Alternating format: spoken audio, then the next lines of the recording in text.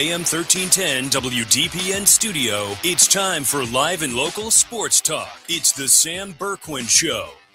I'm ready. Give the show a call at 330-821-1310. Good call, Meatball. Watch the Sam Bourquin Show on the AM 1310 Facebook page, the Q92 YouTube page, and on X. This is the Sam Bourquin Show on AM 1310 WDPN. Laced. Thumped. Here's another one that's into that area. Stewart, yard again, his second of the night. And now more homers before the break than anyone in Reds history as he passes Robinson on the list. High fly ball in the air, right center field. This one back. It's got a chance, and it's gone. PCA the second time tonight. And it's given the Cubs a 4-3 advantage. Number 21.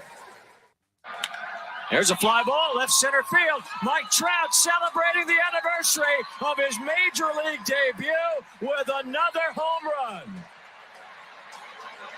15 years to the day of his first big league game, Mike Trout adds another home run to his incredible record. Another payoff to him.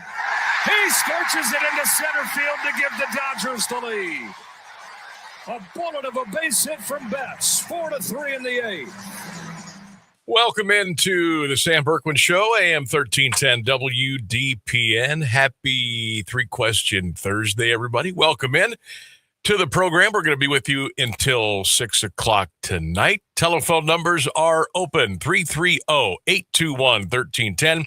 That's 330-821-1310. You can always text the program at 330-944-5179. And you can get in right now on the Q92 Radio YouTube channel. We got the chat open. And boy, oh boy, it is already firing. Yeah, Hall of Fame City came out of the gate saying LeBron watch is now LeBron warning. Announcement is imminent. Optimism in the group chat, social media, and all over is very high. And I'll finish his sentence. Oh, yeah. And this is all, I think this has kind of always been true. I think this has always kind of been true. The streets know something that the mainstream media doesn't. So we'll see. I think we kind of all have our ear to the ground, if you know what I mean. Eyes and ears have been open. If you recall on this very show, several weeks ago, I guaranteed LeBron James was coming back. I guaranteed it. I've never come off of it. I've made a public post on Facebook. It's still up there on the Sam Bourquin Show page. I guarantee you LeBron James is coming back to Cleveland. Never wavered off of that. It's not if, it's just when the announcement comes. That's it. That's where I'm at. I don't know about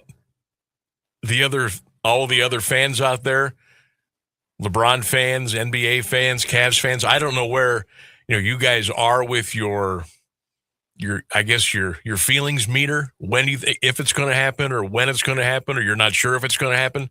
It's happening. It's going to happen. We're just waiting on the announcement. But it seems like things have been percolating the last 8 to 10 hours. So we will keep our eyes and ears open. Okay? That'd be really neat for it to happen while we're on the air, right? Wouldn't that be really cool? Wouldn't that be great? I could do my victory lap, and then we can rock and roll. So I'm eagerly awaiting the news. Could it happen today? Of course it could. Could happen tomorrow. Could happen over the weekend. Could happen next week. It's all when LeBron Ramon James decides he wants to make it public. But I will double down. I will triple down. I'll triple dog. He's coming back to Cleveland, okay? I promise you he's coming back. We just got to wait on the announcement, okay? LeBron James, don't you dare go somewhere else. Don't you dare. Don't you dare pull the old swipperoo, okay? Don't do that. Don't do that. All right, we got a great show planned for you. By the way, I should tell you, I am Sammy B here. Ryan Rainsberg is Over here. on the other side of the glass, and we will be with you until 6 o'clock tonight. All right, got a great show today. Of course. We're going to talk with legendary head baseball coach at Walsh University, Tim Mead. Coach Mead, a couple of days ago, a week or so ago, was informed he has been elected to the American Baseball Coaches Association Hall of Fame. Super, super awesome. Coach Mead's going to join us live on the show today at 3:35. We'll talk about that. We'll talk a little Walsh baseball. We'll have some fun. We'll have some laughs. He can make fun of my collegiate college career. I mean, I'm looking forward to talking to Coach. That'll be coming up at 3:35 today, right here on 1310 WDPN. And don't forget, let everybody know you can watch and listen to the show every day, 3 until 6, right here on 1310.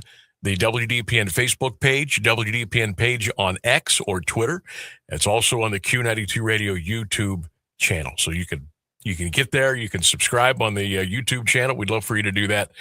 Coach Mead from Walsh coming up at 3:35 today. We will also keep you in the mix with what's going on with the Cleveland Guardians. For the love of Pete, another disaster last night. I told you weird things happen in Minnesota when the Indians/Guardians have played there over the years. And it just happened again last night. We take a lead, they rally. We take a lead, they rally. We throw how many balls in a row? Walking guys in. Can't make simple plays. And we lose 6-5. Heartbreak City in the bottom of the 9th inning. All right, boys are back at it again today. Guardians lead the Twins 2-1. We are now in the top of the 6th inning at Target Field in Minneapolis. Gabby Arias has already homered once today for Cleveland. Chase DeLauder, country roads, take me home. He hit another home run today for Cleveland. So it's 2-1 Guards. We have the lead. In the 6th inning, we'll keep you in touch with what's going on with the baseball game until its conclusion. Then we'll have some highlights to play for you, hopefully. Other games going on today. The Braves lead the Pirates 6-4, top of the 6th inning. Mets lead the Royals 7-3, middle of the 8th. Bottom of the 6th, the Yankees lead the Rays 10-4. By the way, Junior Caminero for Tampa Bay just hit his 27th home run of the year. Unbelievable, that guy. End of 6, Cubs and Orioles are tied at 1. Middle of the 4th, Red Sox, White Sox, it's 2-0. Rainsberg, something just hit me again. You know what I did again today? What'd you do? I gave you a best bet that's almost over. But you know what? You know what happened the last time I did that? I just gave you a random one on the fly. Did you win? And it hit. Of course. And it naturally. won. So the game that I'd given out earlier, it's already in the 7th inning. So I guess we can't use that one. So I'll tell you what I'm going to do. There's so many afternoon games, and I should have known that. Thursday's getaway day. I should have known that. I'm looking down at we hit our over last night easily. We had the Reds and the Phillies going over the 9.5. That was easy last night. I'm just kind of flipping through the schedule that's left for tonight, and we may go back to the well. I'm just going to make it easy on Rainsberg. We're going to go back to the well. And we'll probably use the Phillies and the Reds again. And you already got those graphics. It'll be easy to slap up there. So we'll probably use that later on today. But yeah, my Cubs, Orioles, that's in the 7th inning. So we can't really use that one. What else we got coming up today? It's the 3-question Thursday quiz. We've got On This Day in sports history. Obviously, LeBron watch seems to be heating up. We'll keep you there. Nate Ulrich from the Akron Beacon Journal, he's going to join us tomorrow to talk to LeBron and Cavs at 3:35. So that could be an interesting interview tomorrow on what happens earlier today. What else we got going on here? The World Cup continues, and just kind of wanted to toss this out at some point this afternoon with the USA out. Are you still watching the World Cup? Are you still going to tune into some of the matches? Are you going to watch the championship that's coming up here soon? Just kind of curious. I'd mentioned yesterday the ratings, the 42 million people that watched Belgium and the United States. And I thought, oh my God, that's crazy. That's awesome. And then my first thought was, well, okay, what are the numbers going to be like now for the TV audience in America now that the United States is out? Curious to see what the Nielsen numbers are going to be for the rest of the World Cup. I'm going to try to tune in and watch some games here and there. Obviously, with the USA out, I'm kind of, okay. But it's still a great event. It's on our soil. The atmospheres are fantastic. I'll probably tune in, but I was just kind of curious if you all were still going to watch, a little bit of the World Cup as well. All right. Before we take our first break, I think we'll roll right in to our 3-question Thursday quiz. You can get your comments in on the Sam Bourquin Show page on Facebook, the Q92 Radio YouTube channel, and, of course, all of our other social media platforms between 1310 WDPN, Facebook, X, and, of course, YouTube. Question number 1 today on the 3-question Thursday quiz. What is your dream high school football matchup? What high school football matchup, what high school football game would you love to see? It could be anywhere in the country. It could be here in our backyard. It could be one of our teams against somebody out of the state, vice versa. It could be a Division I team against a Division V, a Division III against a Division VII. Has anybody started doing like this school's 1977 roster versus this school's 1985 roster type stuff? Actually, yes. That was where my brain went for some reason. Actually, they didn't give a specific roster, but they gave a specific decade. Uh-huh. And I'll get into that when we start firing up the answers. But yes, you are right on the money there.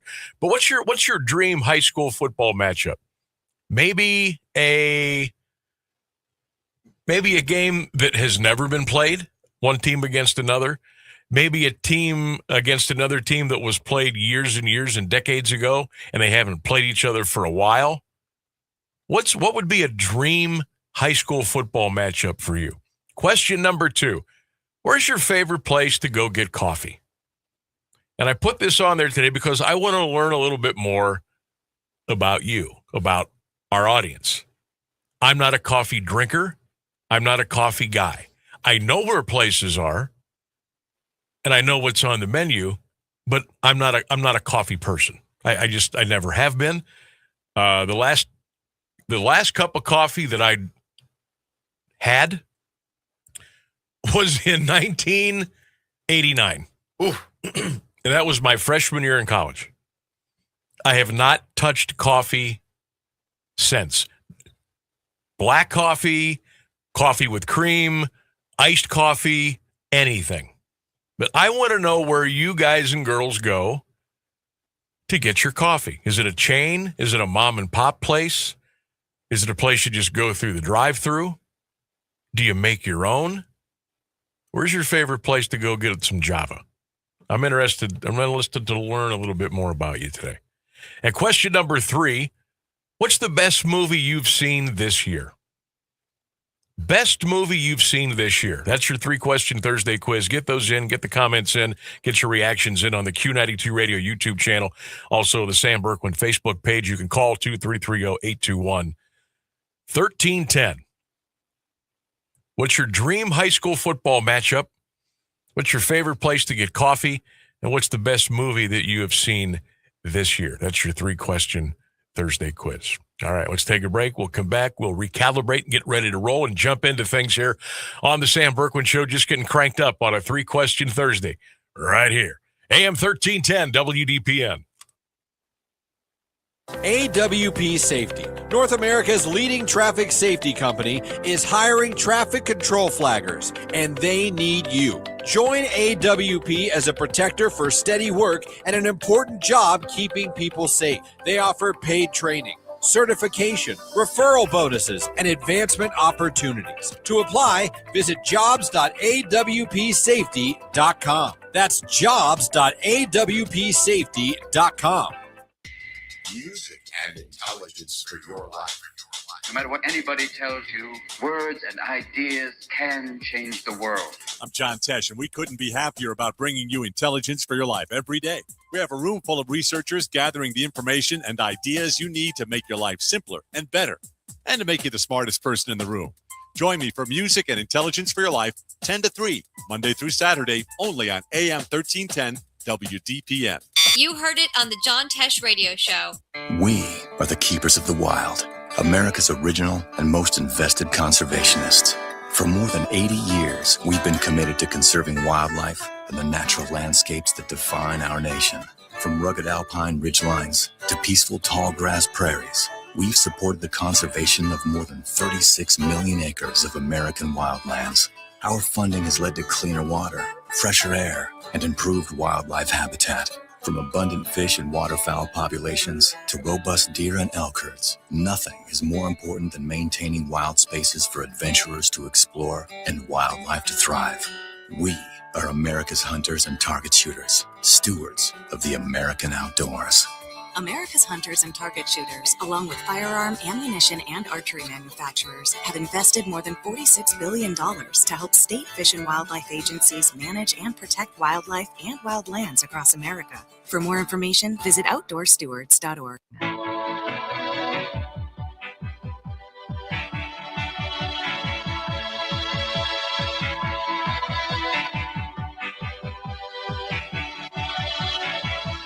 Heart is a blue, shoots up through the stony ground. There's no room, no space to rent in this town. You're out of love. Welcome back to the Sam Bourquin Show. Hope you're well. Hope you're good. 1310 WDPN. We are streaming. We're on Facebook. We're on X. We're on the Q92 Radio YouTube channel. Get in there. Get involved. We love when you interact with us Monday through Friday. 3 until 6 p.m. Boy, the Guards could use a win today. They really need a win today. Last night was just puke. It really was. And anytime you're in a position to where you've lost the first 2 games of a series, and then you got to come back the next day. I mean, this didn't get a chance to simmer all night. They had to get up today, get to the ballpark, for a 1:10 first pitch, which is a little bit after noon Minnesota time. So they didn't have a lot of chance to stew. They had to get out there and start playing again. And so far, so good. 2-1 Guardians, top of the 7th. Cleveland has a man on with 1 out in the 7th inning. Braves over the Pirates 6-5 in the 6th. Mets lead the Royals 7-3. 8th, Yankees still crushing the Rays 10-4, but Tampa Bay is just really having a fantastic year. I think they're 24, 25 games over 500. Cubs and Orioles, bottom of the 7th. They are tied at 1. LeBron watch heating up, just like our weather outside. You know when you just get a feeling? You know when your gut just tells you, or you just get this calming that comes over you? I think that's where I'm at with LeBron right now, and I think it's just a matter of time. Now, he may have known days ago. He might have known the minute he went to L.A. 8 years ago this was going to happen. But LeBron loves to keep everybody waiting. He loves to read and hear and listen to all the speculation. He loves it. He loves it.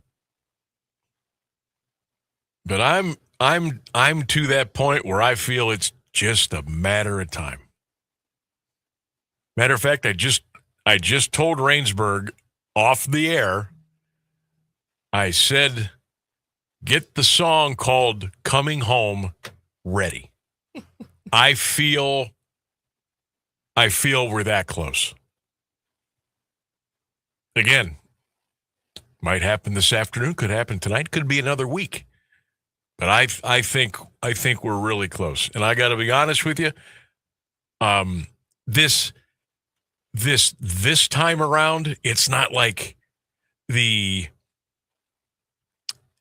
anticipation is not at the level that it was when he came back from Miami.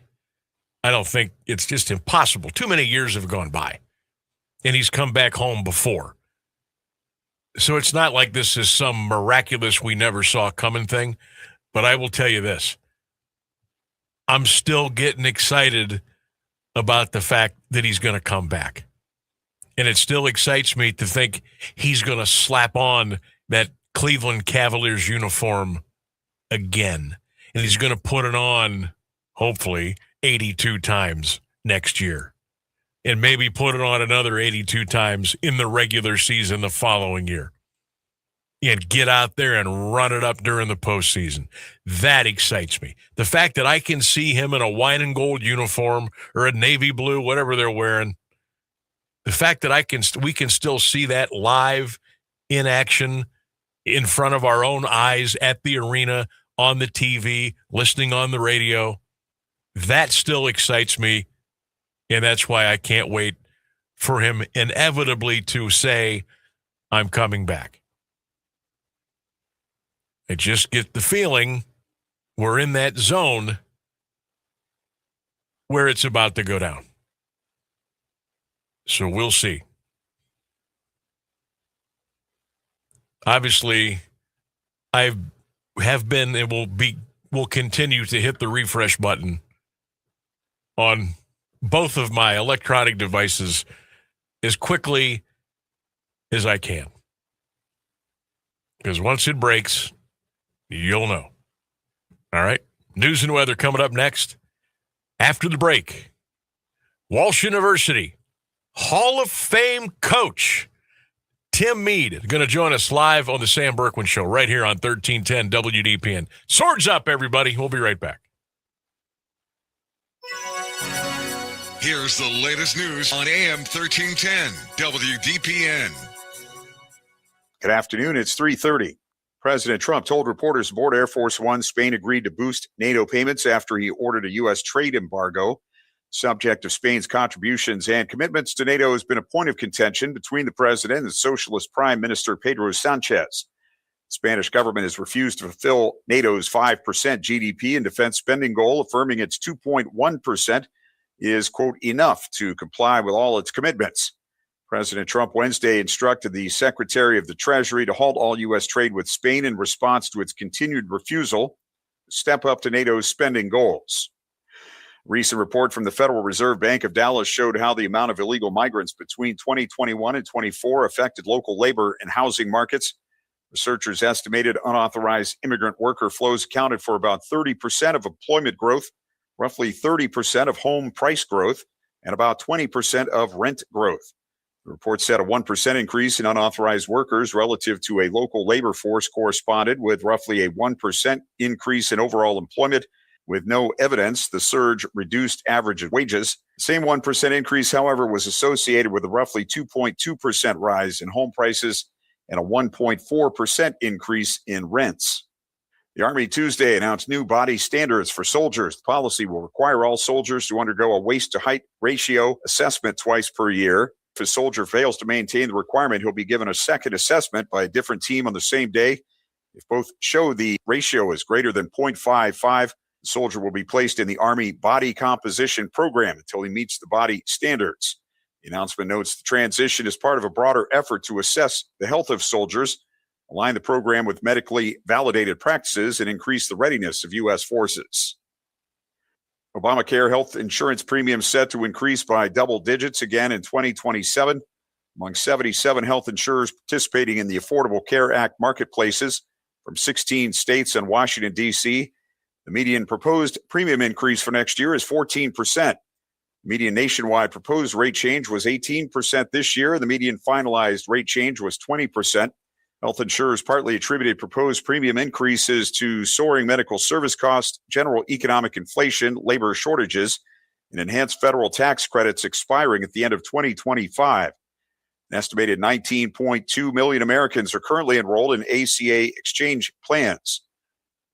A report revealed a public Smithsonian museum features explicit sexual content. The White House Domestic Policy Council released a 162-page report on the Museum of Natural History July 4th. It detailed explicit displays and promotion of gender ideology. One called Entertainment Nation included a magazine cover featuring nude women and footage of drag performances.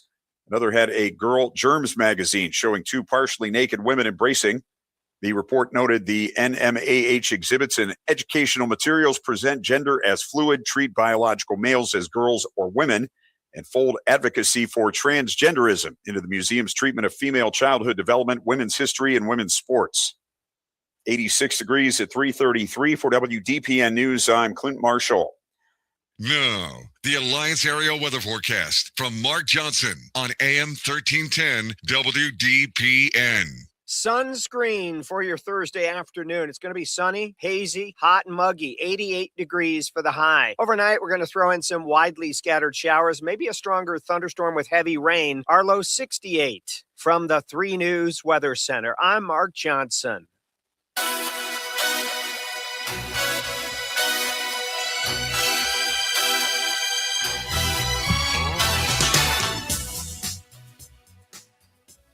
$13.10 WDPN. Welcome back to the Sam Bourquin Show. Oh, another beautiful day. Getting a little toasty out there. Hey, did you see the forecast next week?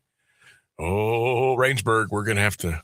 I saw it. Have to fire up the fan in here a little bit next week. We're gonna be back into the mid upper 90s next week. The I think heat for bubble about is 4 or back. 5 days. Yeah, the heat dome, the heat bubble, whatever they're calling it. Dome. It's back. All right, quick update from Minneapolis. Guardians are on top of the Twins 4-2.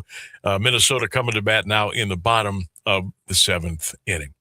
All right, looking forward to having our next guest on. And Tim Mead is entering his 44th season as the skipper of the Walsh University baseball team. Been doing it forever.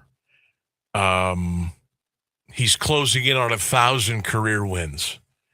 He's been with the baseball program for a long, long time, and he's seen it through and runs a great program. A lot of exciting things are happening at Walsh University with the baseball field, and what an honor it is for Coach to go into the American Baseball Coaches Association Hall of Fame coming up here in Chicago, Illinois, on Friday, January the 8th. And we're pleased to bring Coach on to the show, 1310 WDPN, the head coach of the Walsh University Cavaliers, Coach Tim Mead. Skipper, good afternoon. Congratulations. How you doing? I'm great, Sam. Thank you so much for having me. I appreciate you. Oh, you're welcome. There's Coach just bringing him in here on the videos. Got his great Midwest shirt on. Look like you just got done working out or something. Well, there's always something where it needs weed eated, mowed, raked, watered. We got a tournament here coming, Sam, so we want everything looking great. You know how that goes. I know. Well, that's awesome. Well, Coach, when did we talked a little bit this afternoon, just kind of having a little quick fun discussion, but when did you find out, when did you get the call that you were selected to go in for election to the Hall of Fame? And what's the first couple of things that kind of washed over you when you got the news? Well, actually, the voting is done in our meeting in January. And so I knew in January, but you got to keep it top secret until the ABCA announces it July 1st. And it's been difficult. I shared it with my mother and kids, but have tried to keep it under wraps as long as possible. But it's just such an honor, and there's such quality people, as I was telling you, to be in a meeting with Tim Corbin from Vanderbilt, Dan McDonald from Louisville, Jim Schlossnagel from Texas, just some of the who's who. And the year I got to take my son to the All-Star game, Jerry Kindle was with Jake and I, and we had an absolute blast. And Dave Kylitz, who was the executive director for many years. Some people feel he's the heart of the ABCA. He's not doing well. He's in hospice care. So I would ask all those that have good faith and believe in the Lord to keep Dave in your prayers. His son has taken over, and Craig's been magnificent, done a wonderful job. ABCA's in great shape. They're actually getting things passed in Division I that they never thought would get passed. To go from 11.7 full ride to 35 scholarships. Wow. I'm sorry, 34. They've been able to add another assistant. Just things that took forever are finally getting passed. Hopefully this 5 for 5 will slow down the portal. Let's hope so. 44 year coming up for you. I can remember, I'll go back to 1988 when I was lucky enough to at least get a little fall ball in with you, Coach. And at that time, you were still the head soccer coach and doing a wonderful job with that program. Can you believe it has been this long? What's the journey been like for you? Absolutely amazing. To think that I get to do my dream every single day. I have a lot of my friends are wanting to retire, and hey, when are you going to retire? I said, as long as healthy mind and body, I have no desires to retire. I've been blessed. I had a wonderful wife, a best friend for 40 years. Cindy was incredible to allow me to coach both men's soccer and baseball. Our kids have understood. There's been, so Cindy was the head coach at our house. Mm-hmm. Allowed me to do my thing here. And I've been blessed to have such great assistants through the years in both soccer and baseball. When we went NCAA Division II in 2010, I had to pick a sport. So right. baseball. And still watch the soccer a little bit, watch the World Cup. Oh, yeah. Listened to you the other day or a little bit ago. Yeah, I'll be one of those crazy still watching. I like seeing Norway continue their. I always like the underdog in these fights because I'm sure Mr. Messi in Argentina will be in the mix. But it's been such an amazing journey, Sam, to our administration, the presidents that we've had, the people that have just made this job easier. We've been able to find really, really good student athletes that basically just have quality character, come from great families. They want to excel academically and hopefully win some baseball games while they're here. You get a group of those and boy, it makes life fun. It makes going to work a blast. Oh, no doubt about it. And I know it's a labor of love for you too. When you're in the, I haven't heard the letters NAIA, and I don't know how long. When you're going through there, you get the bump up to NCAA Division II, but you're doing everything. You're coaching, you're mowing the field, you're dragging the field, you're making sure. You know, there's a lot that goes in there. People just kind of forget about that. They think you put the cap on and you go out there and start coaching. It's not that way at this level. So you know it's a love. When did that love of the sport of baseball start for you, Coach? I would say Little League, in all honesty. My dad was my coach. I'm going to do my best not to get emotional. He was probably one of the best coaches I ever had. Mm-hmm. He coached Little League in our town for 25 years. He, on Sundays, we would go up to the Little League diamond, let me mow the outfield with the brider. And I mean, this is a long time ago. You'd think that this is awesome. You're in a Cadillac driving around the outfield, mowing the grass, just being able to watch him take care of a field. Sam, they used to hold a big Little League tournament, and we'd had tons of rain. And I was like, Dad, how are you going to get this field playable? First time I ever witnessed gas on the dirt. He lit that thing up, and man, I'm telling you what, within an hour, it was drying. They got ready to play baseball. Now, I did the same thing for a few years until an EPA man came along and said, sir, what are you doing? Yeah. I said, I'm getting my field ready to play. He says, you can't use gas. I go, yeah, but it works great. Oh, Lord. So thank God for Turfus and all the dry and the stuff that they have now.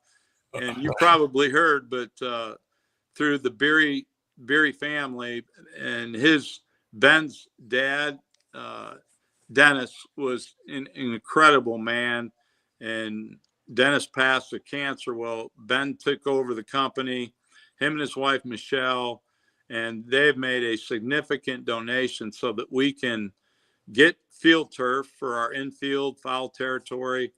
We're working on a new backstop. We're working on, hopefully we'll be able to enhance our batting cage, maybe some renovations.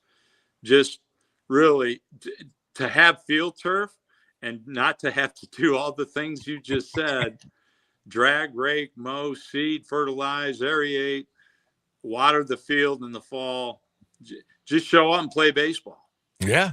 And a lot of the local coaches have been really helpful. Spike Ridgely, who just had it in, Hoover, with Ashby at Glen Oak, all these guys that are getting turf, they've been great. Of course, Jackson's had it for a while, but Billy's been a great help. Loved all these guys.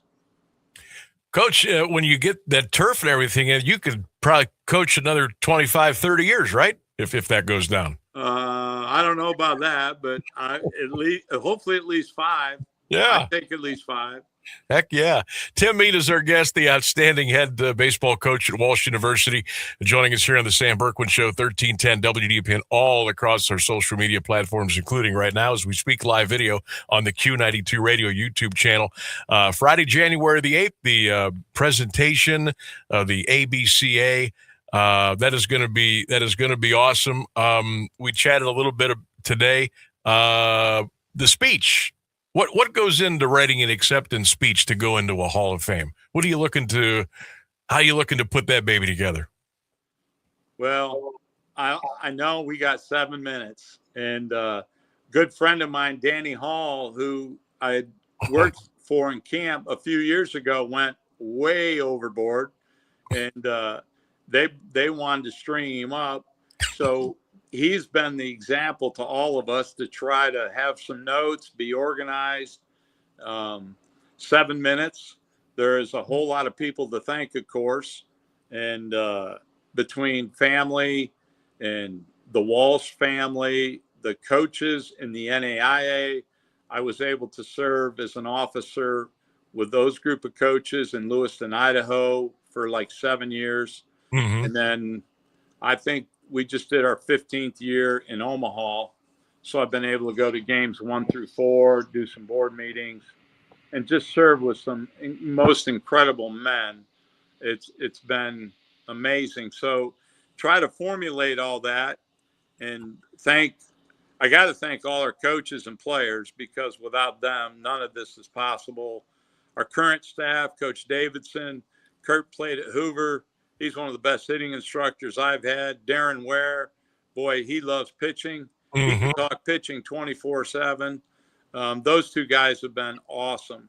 And, of course, Rocky Berkland, Dale Herbert, the list, Bob Sherlock, the list goes on with some of the guys who've helped me do my job and make coaching, teaching baseball a blast. So all I know is I got 7 minutes. And obviously got to thank the good Lord, and we'll have it organized, practiced a few times, and we'll go to it. There it sounds like it's going to be a winner. I guarantee you that. Coach, of all the success you have had, and the fact that you graduated from Walsh, you played baseball, you captained the men's soccer team. Let me take you back to 2007. Now we're going to go back to the NAIA days, College World Series. How many times do you go back and reminisce and think about that year? Oh, Lord. Every time I see one of them, hear from them, they text, hey, Coach, do you remember? And it's the memories are amazing. Most of them now are married. Most of them they all have kids, but it was one of the most special times. And I was able to be there for a few years before we got our team there. And I always felt that if everything came together, and baseball, if we're playing our best baseball and hitting and believing in each other and get good pitching, anything can happen. And it all fell in place. And it was great because we had so many local kids. We had kids from Jackson. Our top pitchers were from Coventry and Tuslaw. It was just an amazing run by a group of guys that, and then to watch what they do. Like Mark Kelly was our center fielder. Mark's the head coach of Medina, does an amazing job up there. Jeff Nicholas was from Perry. He was our right fielder, had the big hit to upset a team from Miami. And the Andy Schoen pitched to Gem, struck out 13. You remember Andy from Yes, Coventry? I do. Yep. Kyle Lynn from Tuslaw, Jason Pettigrew from Jackson. Yep. Cade Click and Chris Norris, alias Chuck. We had Dustin Walter, a catcher from Malvern. What a group. And they peaked at the right time, and just phenomenal memories. Yeah, and those will stay with you forever. I took our son Dylan over to Walsh University orientation a couple of weeks ago. He's going there. He'll be going there in the fall. He's going to be in the aviation program. And I saw you over there standing up next to the wall. All the teachers and professors and coaches were lined all the way around, and everybody gave their name and where they were from and all those cool things. And I actually got to take a tour, which I had not had in decades. Coach, if you could summarize how different the Walsh University campus experience, buildings, classrooms, I mean, it has transformed itself like I have never seen. I do believe the brothers of Christian Instruction who founded this would be in heaven, smiling ear to ear. They laid the foundation. I don't think they ever dreamed this would become what it has. Richard Jasson was our president. That really he fundraised a lot, and we went from like 3 dorms to 8 dorms, 9 dorms. We have apartment living. We don't have down the hall showers, bathrooms. The kids have their own. Just to watch, the campus went from 7, 8 buildings to like 25, 26. And even our current Christina Payon, our athletic director, she's doing an amazing job. Of course, I'm sure most everyone's heard of President Collins. His swords up, his battle call. If you come to a basketball game, I guarantee, any game, you will hear him. He's got quite a passion for our students. We'll come back at 2:30 in the morning, and he will greet our teams at all hours of the morning. Oh, yeah. Yep. I don't know how he does it, but he's there, welcomes all our students. And his energy and passion have been second to none. We've got a great board. The board helps and continuing to keep our doors open, making sure that our enrollment's good. Of course, we're starting swimming and diving. It'll be interesting to see if we start women's flag football eventually. That seems to be popular. So it's been an incredible transformation to watch since 1977. Yeah, it has been amazing. Head coach of the Walsh Cavalier baseball team, Tim Mead, is our guest. He is going into the ABCA Hall of Fame coming up here January the 8th.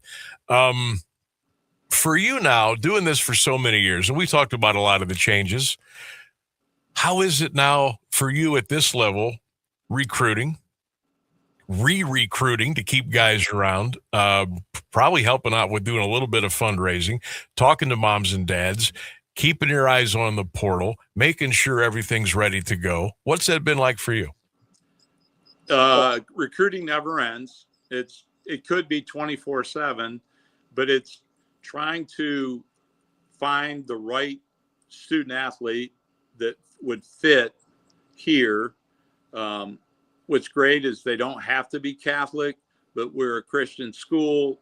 We want kids with principles and values and morals that will, make good decisions. We look for leaders, even freshmen. I tell them, you can lead as a freshman. You can lead other freshmen. I'm still old school. Thank God my kids taught me how to text. Some of the modern technology that goes on. I still like picking the phone up, calling the young man, having good conversations. now and then we still do a home visit. Uh-huh. I know Coach Crank does it down there. Malone does a wonderful job. I don't know how he does it with everything, but recruiting's changed a little bit, but I think we change with the times and just be honest with kids. And I tell them, I'm here to serve you.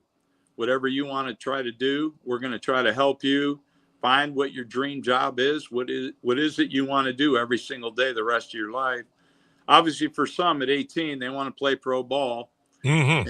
And you try to get them to understand what the chances are. But our shortstop, who was player of the year, is in the draft league, and Brody's having a good summer. So we're praying that maybe this weekend, Major League Baseball will come knocking. Mm-hmm. Even if they don't, they do sign people. But we still have Andrew Check playing in the Washington Wild Things. He just hit his 100th home run for the Wild Things. Nice. It's fun to watch these guys keep playing. And Brody said the other day, he said, Coach, just to have the opportunity to keep playing baseball, that's my motivation, to hear stuff like that. These kids just love playing. And that's part of the paycheck. Well, I'll tell you what, it has been a heck of a run. The run will continue. September the 1st, tickets go on sale. If you would like to go to the ABCA Hall of Fame banquet, that will be in Chicago. Again, that's January the 8th, 2027. Head coach of the Walsh Cavaliers, Tim Mead, getting ready for his 44th season. Coach, I'm very happy for you. Very, very proud.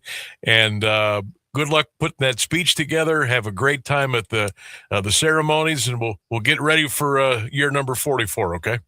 Awesome, Sam. Thank you so much. I look forward to finding your son on campus. Yes. Get him in a coaching class or something. There you go. But I look forward to it. All the right. best to you. Thank you so much. You got it. There he goes. Coach Tim Mead of the Walsh University Cavaliers headed into the American Baseball Coaches Association Hall of Fame. That was fun. Let's take a break. We'll come back with more here on the show, 1310 WDPN. Do you have trouble getting in and out of the bathtub? Are you afraid you'll slip and fall entering or exiting a tub? Safe Step walk-in tubs can transform your bathtub from an area of concern to a calming refuge. Call them today at 1-800-498-2098 and save $1,600. Safe Step walk-in tubs and showers are proudly made in Tennessee and offer an ultra-low step-in, avoiding that difficult climb over a traditional bathtub wall. They also offer a variety of therapeutic benefits that may help soothe your aching muscles and joints, increasing your mobility, boosting your energy, and improving your sleep. Safe Step walk-in tubs are designed to easily fit your existing tub space and are often installed in as little as one day. Just dial 1-800-498-2098 today to save $1,600 and receive a free shower package. That's 1-800-498-2098 for a free no-obligation consultation and to save $1,600. Safe Step walk-in tubs. Safety never felt so good. My name is Erica. My son, Kason, is a patient at Shriners Children. My oldest called me and said Kason got burned. The trauma doctor came in and said he needs to go to Shriners. His injury was a big injury, and I think a testament to the care that we provide. He's fully functional. He's riding his dirt bike, doing all of the things that you would want him to do. We're just so thankful that Kason is still here. Go online right now to loveshriners.org. The impact of a meal goes well beyond feeding our bodies, because when people don't have to worry about where their next meal is coming from, they can truly thrive, like Marta. And now we'll hear from our class valedictorian, who with our hard work never ceases to amaze us. Please welcome Marta Moreno.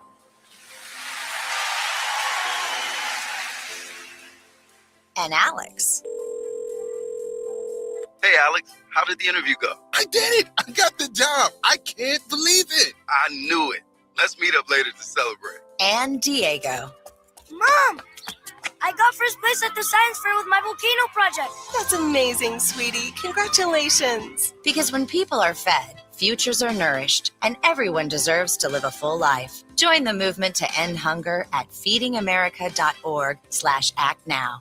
feedingamerica.org/actnow. A public service announcement brought to you by Feeding America and the Ad Council.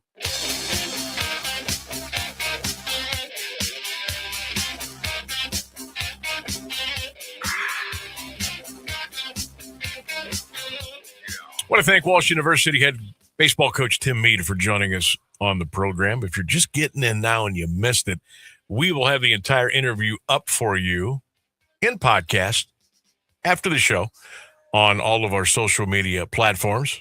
Thanks to Coach for spending some time with us today. All right, we're going to the bottom of the ninth inning in Minneapolis. Can we get out of there with a win, please? Can we hold on to the win? Well, 3 outs away. Cleveland 5, Minnesota Twins 2, bottom of the ninth at Target Field. Guardians lost Tuesday. They lost last night. They got a chance to at least avoid the sweep right now in Minnesota.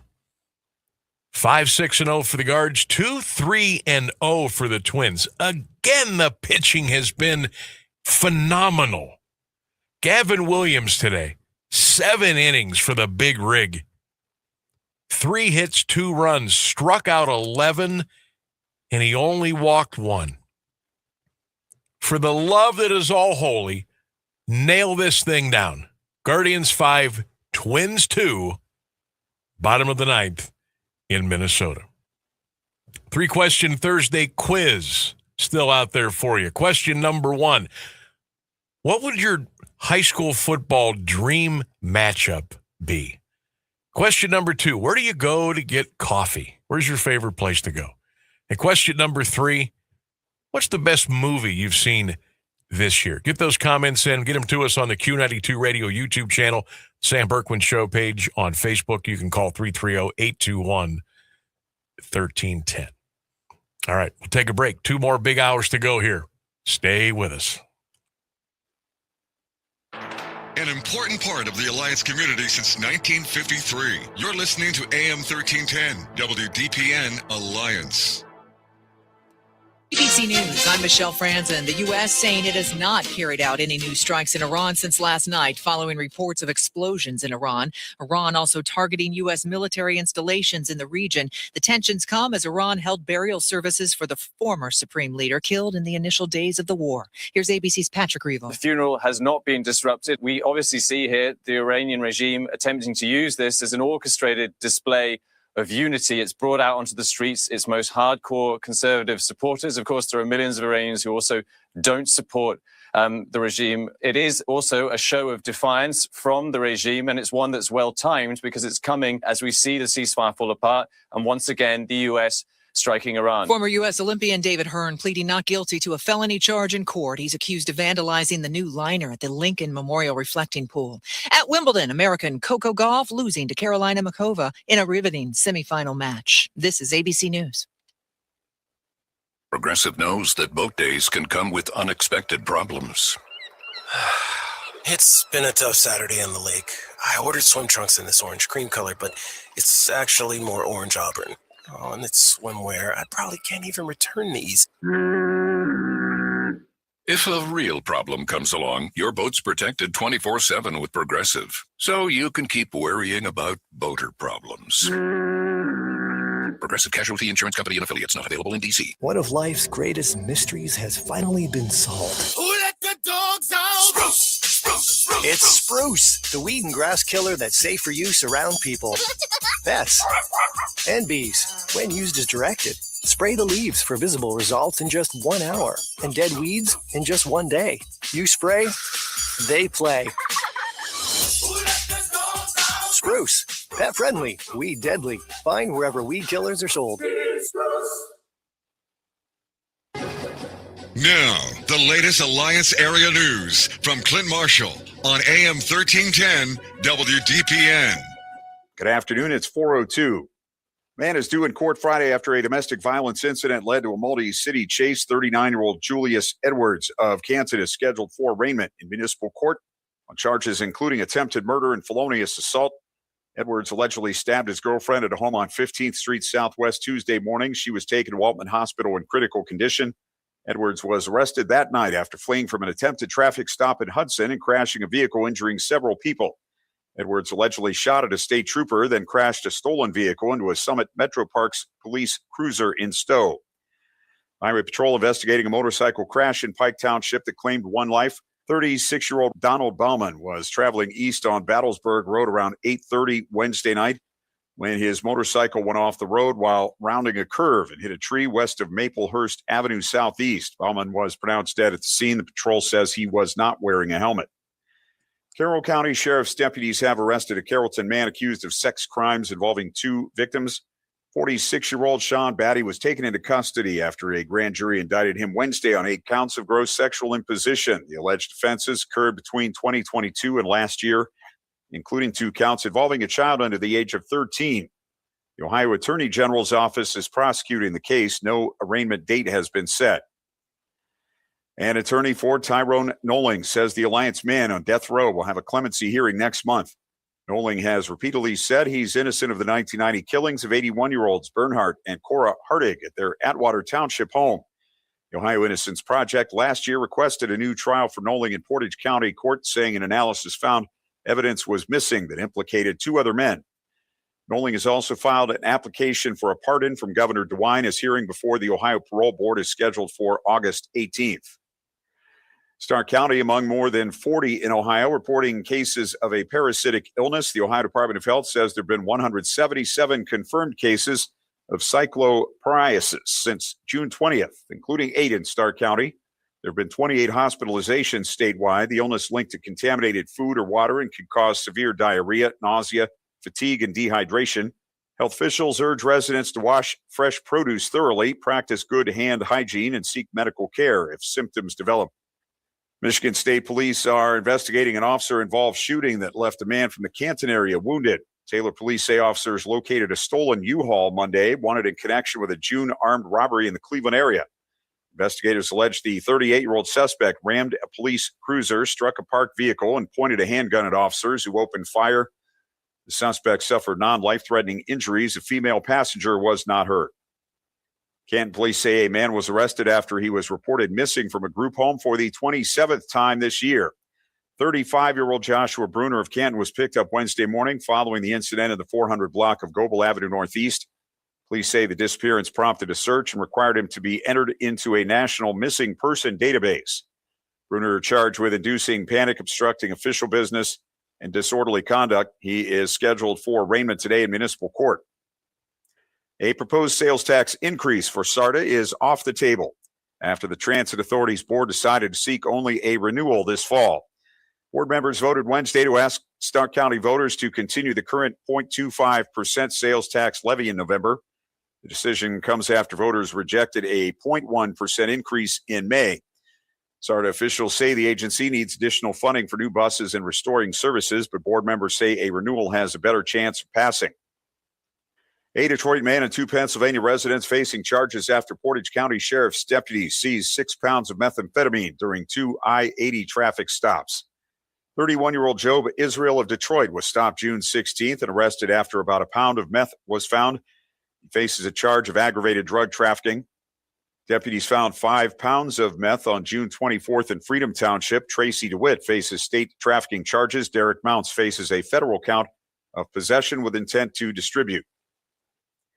Salem police officers getting a pay raise after City Council approved a new 3-year labor contract. The agreement provides a 3.5% raise retroactive to July 1st, followed by a 3.2% increase in 2028. The deal passed Tuesday also requires city employees to pay 15% of their health insurance premiums. The final year of the contract guarantees at least a 2% pay increase with the possibility of a larger raise. A potential sale of the Schwabel Baking Company being discussed as the century-old business considers a Chapter 11 bankruptcy filing. According to documents filed in Youngstown Federal Court, Schwabels could use an expedited bankruptcy process to complete a sale to a potential buyer. Teamsters have filed a lawsuit over employee benefits with both sides continuing talks. 86 degrees at 4:07. This is the local edition of WDPN News. I'm Clint Marshall. Here's Mark Johnson's forecast on AM 1310 WDPN. A very warm and muggy Thursday afternoon. A lot of sunshine, hazy sunshine, a few scattered clouds, 88 degrees for the high. Overnight, showers, thunderstorms rumbling by, widely scattered. Our low about 68. From the 3 News Weather Center, I'm Mark Johnson. Live from the AM 1310 WDPN studio, it's time for live and local sports talk. It's the Sam Bourquin Show. I'm ready. Give the show a call at 330-821-1310. Good call, Meatball. Watch the Sam Bourquin Show on the AM 1310 Facebook page, the Q92 YouTube page, and on X. This is the Sam Bourquin Show on AM 1310 WDPN. Laced. Thumped. Here's another one that's into that area. Stewart, yard again, his second of the night. And now more homers before the break than anyone in Reds history as he passes Robinson on the list. High fly ball in the air, right center field. This one back. It's got a chance, and it's gone. PCA the second time tonight. And it's given the Cubs a 4-3 advantage. Number 21. There's a fly ball, left center field. Mike Trout celebrating the anniversary of his Major League debut with another home run. 15 years to the day of his first big league game, Mike Trout adds another home run to his incredible record. Under the payoff to him. He scorches it into center field to give the Dodgers the lead. A bullet of a base hit from Betts. 4-3 in the 8th. A couple Guardians. AM 1310 WDPN. Welcome back to the Sam Bourquin Show. 1 hour in, 2 more big hours to go. We can tell you that the Cleveland Guardians have hung on to beat the Minnesota Twins today by the score of 5-2. DeLauder hits a home run today. Gabby Arias hits a home run. Made a fantastic diving play at shortstop today. So, as rough as it was the first 2 games, I feel a lot better today, right? Right back in this, baby. Guardians win 5-2 over the Twins. That series comes to an end. Minnesota does take the series 2-1. However, a little momentum as we get on the plane to head down to Miami to take on the Marlins. Coming up this weekend, Friday night, Saturday afternoon at 4:10, Sunday afternoon at 1:40. Parker Messick, by the way, gets the call tomorrow night against Sandy Alcantara. Oh, that'll be a good matchup tomorrow. But let's enjoy the win today. Guardians win 5-2 over the Twins. We'll have some Guards highlights coming up here for you in just a little bit. Phone lines are open if you want to pop in. 330-821-1310. You want to discuss the Guardians win today? You want to weigh in our 3-question Thursday quiz? 330-821-1310. Get your thoughts and comments in the Q92 Radio YouTube channel. We are off and rolling there. We had a comment during that interview from Jeff who said, "Congratulations, Coach Mead. Well earned. Swords up." There you go. Thanks for popping in, JT. Appreciate that. If you missed our interview with Coach Tim Mead, he's going to be going into the American Baseball Coaches Association Hall of Fame. That interview will be up in podcast on our social media platforms, audio, video, a little bit after the show tonight. So make sure you go back and check those out. So nice win for Cleveland today. Gavin Williams, 7 innings, struck out 10, struck out 11. I don't think he walked anybody. Really solid outing for the big man. He's been a little, he's been on that roller coaster. Couple of really good outings, bad outing. Couple of outings, then a decent outing, then a bad one, and then a good one. We're just kind of floating along with Gavin Williams. You just want to see consistency out of him. That's all. It's all you want to see with Gavin. He can run it up there. 94, 95. He's hit 96 on the gun. It's consistency. It's placement. It's all that. Gavin Williams has the kind of stuff. He does. to be a Cy Young Award winner. He has that kind of stuff in his repertoire. Just has to put it together consistently. Like, 5, 6, 7 starts. I'm not saying you got to go 7 every time, but he can do it. He did it today. Scooter says, hey, the guards won? Knock me over with a feather. They did. Scooter was going out of his mind last night. He texted me last night when the game was over. I can't say everything that he said. I'm sure you can't. And he was very angry last night. Very angry. So hopefully he's in a little better mood now. He's a little more vindicated today. After the Guardians put that one on ice. Our 3-question Thursday quiz today. Question number 1. What is your high school football dream matchup? 2 teams that you would just love for them to play each other. Maybe it's never happened.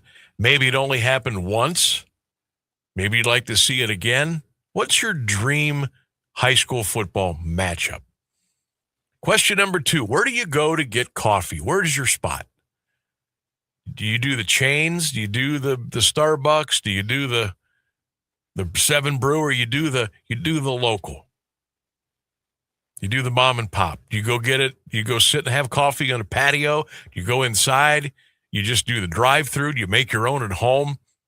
Where do you go to get your coffee? Question number 3. What's the best movie that you have seen in the last year? What's the best movie you've seen in the last year? 330-821-1310, our phone number. You can always text 330-944-5179. Quickly, a couple quick sports notes here before we get into some of the quiz.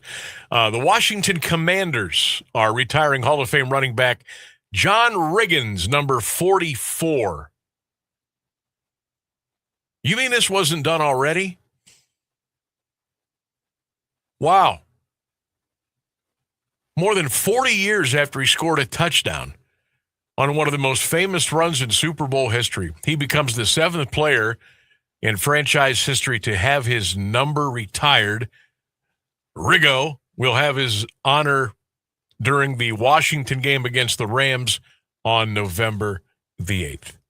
So number 44, going to go into the, that's cool, going to retire his number.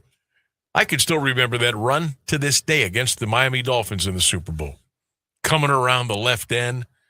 Redskins had their white jerseys on that day and the burgundy pants with that awesome-looking helmet with that awesome-looking logo that, we don't have anymore today. He was coming around the left end. I think a couple of the Hogs were leading the way. Joe Jacoby, Dave Butts, and here comes the Diesel. That's what they called him, the Diesel. Coming around the corner, shoving people down, took it into the end zone. Redskins went on to win that game, the Super Bowl against the Dolphins that year. Good for Riggo. College basketball news, Serbian forward Nikola, this is how you say it, Costa Rica, has reached a multi-year agreement to play for UCLA. And there is word on the street, because the street knows, arguably the best European prospect in his age group. And they say he is a slam dunk contender to be the number 1 pick in the 2028 NBA draft. Wonder what that financial package looks like. Oh, because is he also freakishly tall?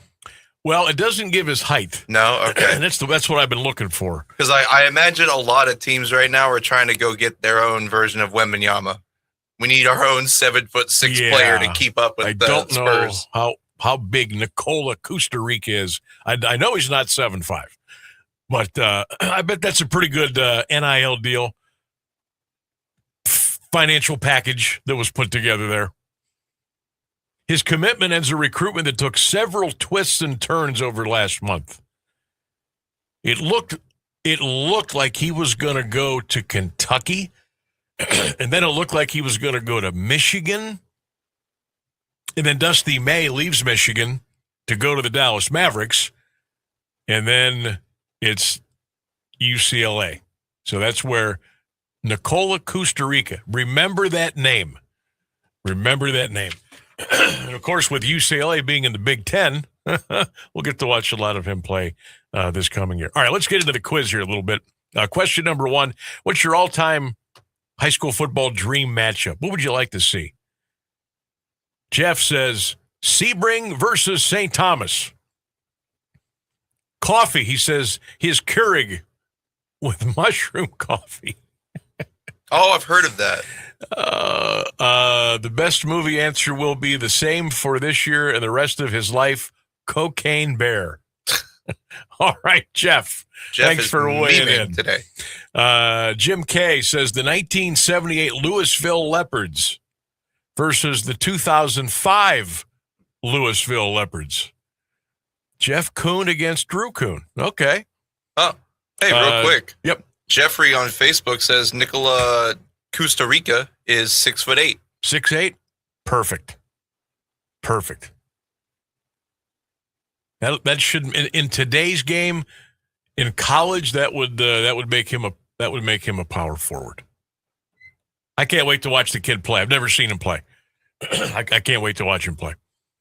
Let me see here. Jim K also says he doesn't drink coffee. His favorite show, movie, Netflix U.S. Grant documentary. Beth checking in.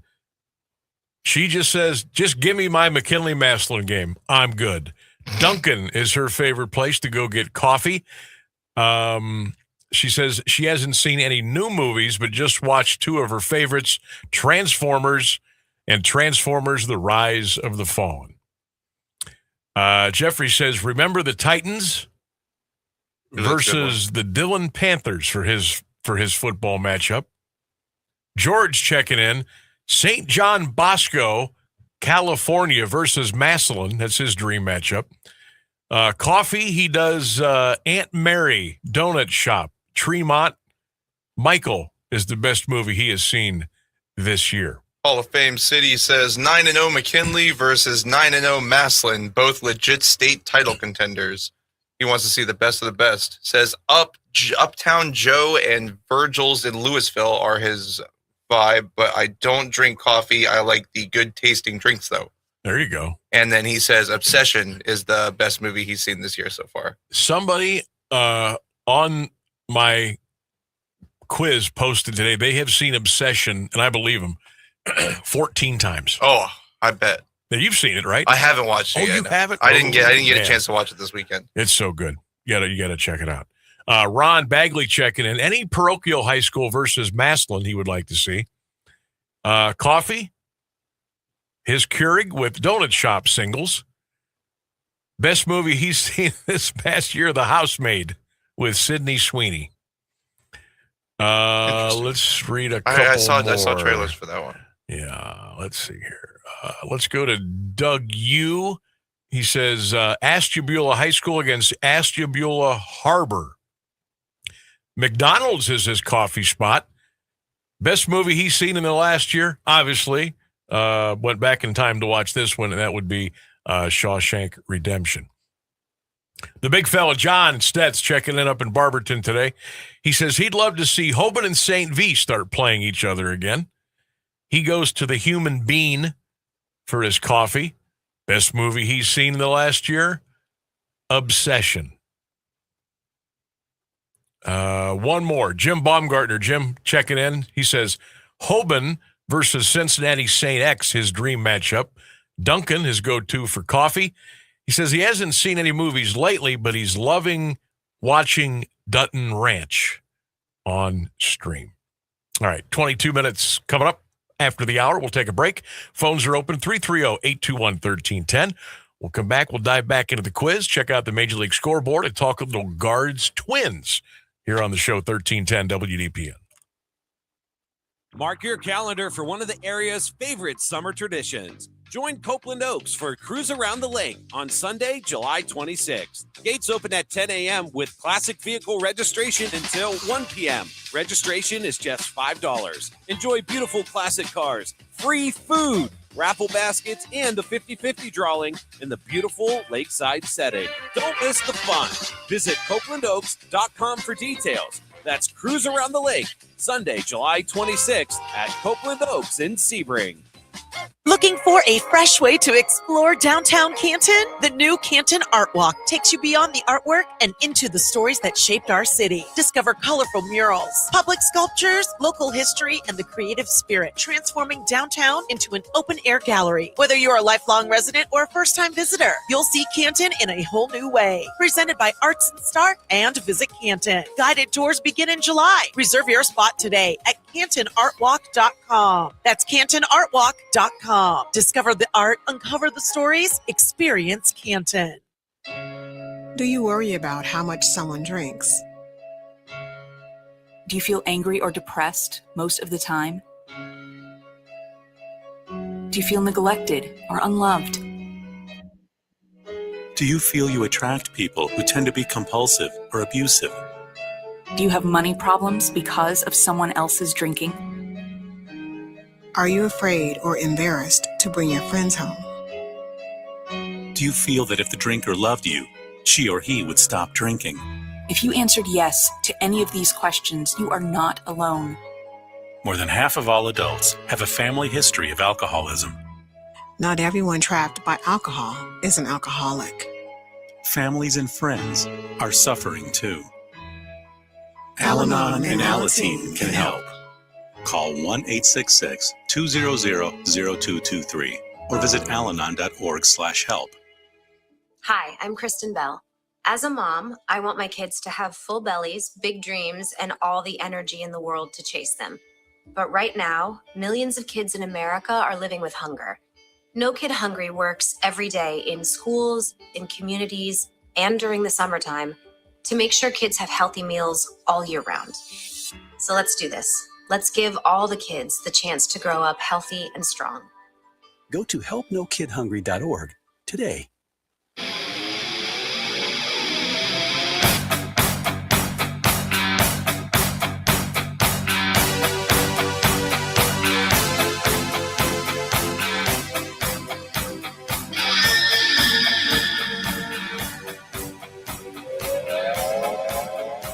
Cleveland Guardians a 5-2 win over the Minnesota Twins today. Welcome back to the show, 1310 WDPN. Check us out on our social media platforms. You can watch, you can listen, you can interact with us on the WDPN Facebook page, X page, the Q92 Radio YouTube channel, also the Sam Bourquin Show page on Facebook, Q92 Facebook page. You can watch and listen to the show right now, if you please. 5-6-0 for the Guardians today, 2-3-0 for the Twins. Gavin Williams picked up the win. Kendry Rojas the loss. Cade Smith looked good today. He put the Twins down, boom, boom, boom, in the ninth inning, struck out a couple. Guardians win 5-2. The pitching line on Gavin Williams today, 7 innings, 3 hits, 2 runs, 11 strikeouts, 1 walk. The big rig was on it today. Gabby Arias, home run to center field. Chase DeLauder, home run to right field. Patrick Bailey, home run to right field. I was just talking to Mark O'Brien, our sales guy, in the office a couple hours ago. You know what I said? This is so typical. I said, why did we trade for Patrick Bailey? He's hitting $1 something. We gave up a pretty good prospect. You got Hedgie. You got David Fry as a,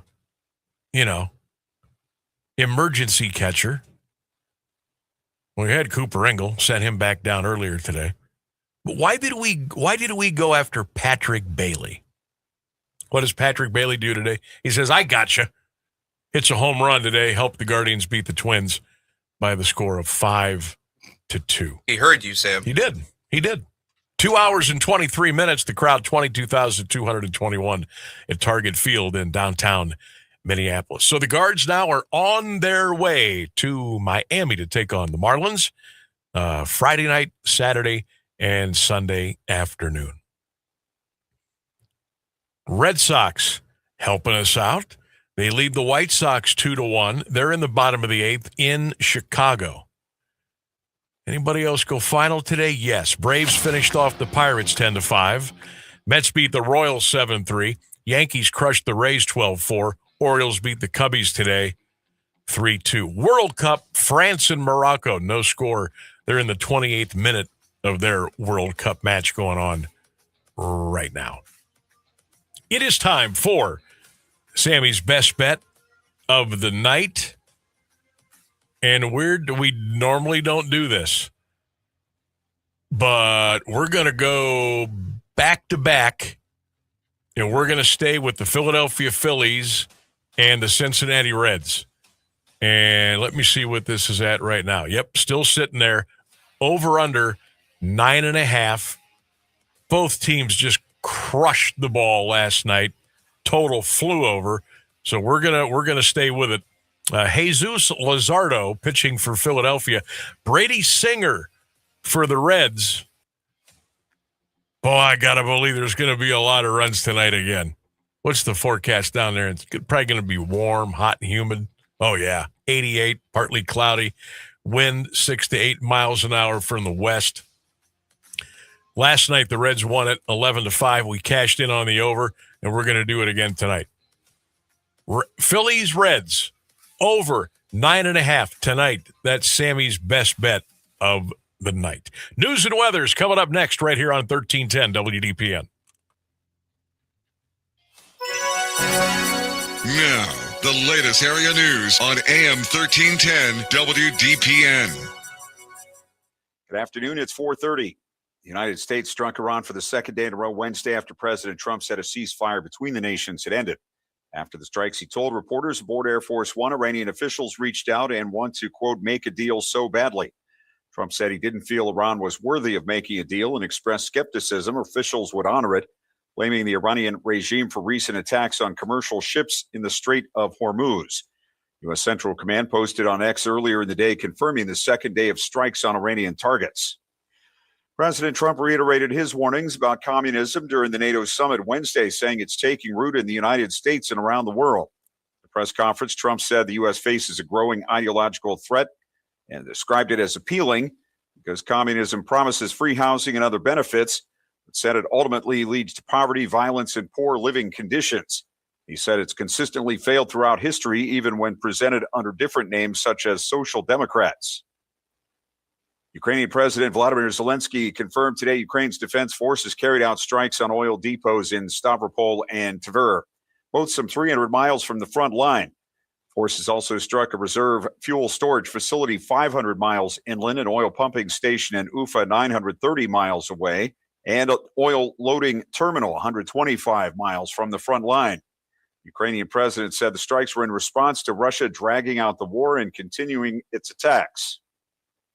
Fewer Americans applied for unemployment benefits last week. Initial jobless claims declined by 2,000 to 215,000 for the week ending July 4th. The Department of Labor says it's the lowest level since late May. This came in below economists' expectations of 218,000. The previous week's reading was revised slightly up to 217,000. Unemployment claims have been edging higher over the past 2 months, which economists attribute to non-teaching staff in various states applying for jobless benefits during the summer holiday. FBI Director Kash Patel said Wednesday the agency's arrested 113 active spies from foreign nations. A video shared by Patel on X said the arrest means our tech stays home and our defense secrets stay locked down. He said the FBI forced 62 removals of Chinese spies this year alone, shattering the Chinese Communist Party's deep cover operations against the United States. The House Committee on Homeland Security released a report last February detailing multiple cases of espionage conducted by the CCP in the United States since 2021. U.S. Navy recovered the body of Commander Gabriel Edwards Tuesday in the Arabian Sea. The 102-hour effort covered more than 14,000 square miles. Before the Navy found the missing sailor Sunday afternoon, the operation came after one of the U.S. Fifth Fleet helicopters had an emergency water landing in the sea July 1st. The helicopter's host ship was the USS George H.W. Bush, a Nimitz-class aircraft carrier. Naval Air Force Atlantic Public Affairs Office said the cause of the emergency landing is under investigation. We're unable to discuss the specifics of the incident. until a full investigation has been conducted. 86 degrees at 4:33 for WDPN News. I'm Clint Marshall. This weather is brought to you by Grove Appliance Furniture and Mattress. Local, trusted, and family-owned for 90 years. With a huge selection of appliances, furniture, and mattresses to go with unmatched customer service. 88 degrees for your Thursday high. It's going to be very warm and very muggy all afternoon long, but at least we're staying dry. Overnight, clouds moving in, widely scattered showers, maybe a rumble of thunder here and there. Our low 68. From the 3 News Weather Center, I'm Mark Johnson. Rediscover the comfort of home with Grove Appliance Furniture and Mattress, your hometown spot for comfort, quality, and style. From sleek new appliances that make life easier to furniture that actually fits the way you live, Grove helps you create a space that feels like home. And with hundreds of fabric options, you can make it completely your own. Don't forget about their design center. If you're looking for a complete overhaul, they can help you with all of it, from cabinets and countertops to backsplashes and sleek appliances. Their local team takes time to find out exactly what you need. No pressure, no guessing, just honest advice and real service. And if you're upgrading on a budget, check out Grove's Scratch and Dent Room, where small imperfections mean big savings on top brands. Because when your home feels right, everything else just works. Grove Appliance Furniture and Mattress. Hometown comfort. Made simple. Come see us at Grove, where it always feels like home.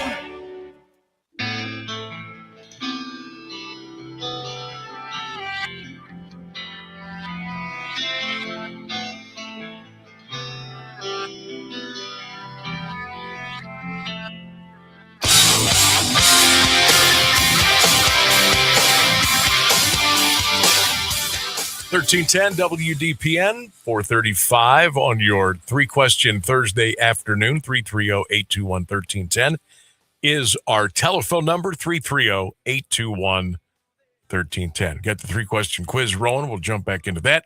Guardians, 5-2 winner today over Minnesota. Gavin Williams, 7 innings, struck out 11, walked 1. Patrick Bailey, Gabriel Arias, and Chase DeLauder all went big fly today. Guards are on their way down to the, how does my man say that? Who's Mr.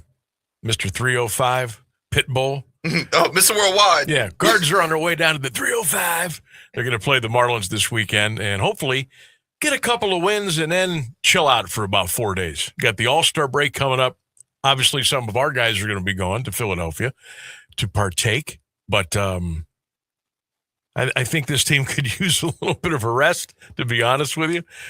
So just get a couple from the Marlins over the weekend and keep yourself in that, that 1-2 tie range, if you will, in the American League Central Division with Minnesota, with Chicago, and I think a rest. I think we need a rest. Plus, that'll give some more time without games being played for Angel Martinez and Jose Ramirez to heal up. You know what I mean? And by the time we get those guys back, maybe we'll be in a little better position. All right. It's highlight time, courtesy of Cleveland Guardians TV. Guardians a 5-2 win over Minnesota today. Rainsburg, let's just line them up and let them roll, starting with a home run by Gabby. Got a lot of kind of split action to it. Well struck by Gabby Arias. That is deep left center field. Gone! Arias puts the Guardians on top with a 2-out solo homer, his 5th on the year.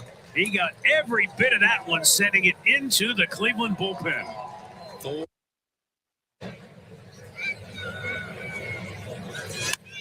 Bunting. Jackson. Very grab throw by Arias. Oh, that was a big league play right there. Not many third basemen can do it. Competitive right now than I guess people probably thought they would be. Chase DeLauder smokes it to high and deep right field. Goodbye. DeLauder's 9th home run of the year comes with 1 out in the 6th. And it puts Cleveland right back on top. He absolutely crushed that ball left on left. taking Kendry Rojas deep. Take me home, country road. Attaboy, Chase the Lauder. 5-2 Guardians win again. That audio courtesy of our friends at the CLE Guards TV. Matty Underwood on the play-by-play. We just had Matty on the show a couple days ago. And Guardians with the win by the score of 5-2. Got to tell you, last night's win annoyed the heck out of me. But this helps. This helped. What do we always say? Winning cures everything. Even if it's just a little stopgap. Winning helps. Travis Pizzana today 1 for 5.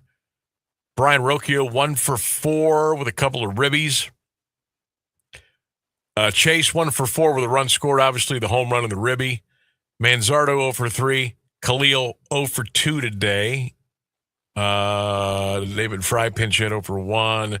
Petey Halpin pinch hit 0 for 1. Gabby 1 for 4 with a run scored, an RBI and a home run. Daniel Schneeman 1 for 4 today. Bailey 1 for 3. Stephen Kwan 0 for 2. He did score a run. Pitching, Gavin Williams with the win. He is 10-4 now for the Guards. He goes 7 strong. Hunter Gaddis goes an inning, strikes out 1. Cade Smith goes an inning, strikes out 2. For the Twins today, they did not get a whole lot. Lewis, the first baseman, 2 for 4 with a ribby, hit a home run. And they got nothing. They got 3 hits today. Rojas came in out of the pen, poured a little gas on the fire. He threw 2 innings for the Twins today, 2 runs and 3 hits. And he did give up that home run for the Guards. So, how do you feel about the Guardians? We're going to kind of go past the Miami series, which I hate to do, but since you and I and we will not all be together Saturday and Sunday to talk about it. How do you feel about the Guardians now as they get ready for Miami and then as we go into the All-Star break? How do you feel top to bottom? Stephen Vogt as manager, the offense, the defense, the batting, the power, the pitching, the stolen bases, the mental part of the game, the fundamental part of the game. Are we 96 games in now? Something like that, 95? How do you feel about the Guardians now going into the Miami series and into the All-Star break? Did you get a little spark today? Or are you kind of just still sitting on the fence? You're like, it's a win. We avoided the sweep. Still got a lot of work to do, a lot of holes to fill. Still need a lot of seasoning for these young guys. How do you feel about the ball club right now? Oh, man. Next week's the All-Star break? Yep. Oh, boy. Get ready for fun time radio. They play the Marlins this weekend, and then that's it for all of next week? Well, they start up next, I think, next Friday. Okay. And they'll play, I think they've got the Pirates. So, yeah. Get ready for...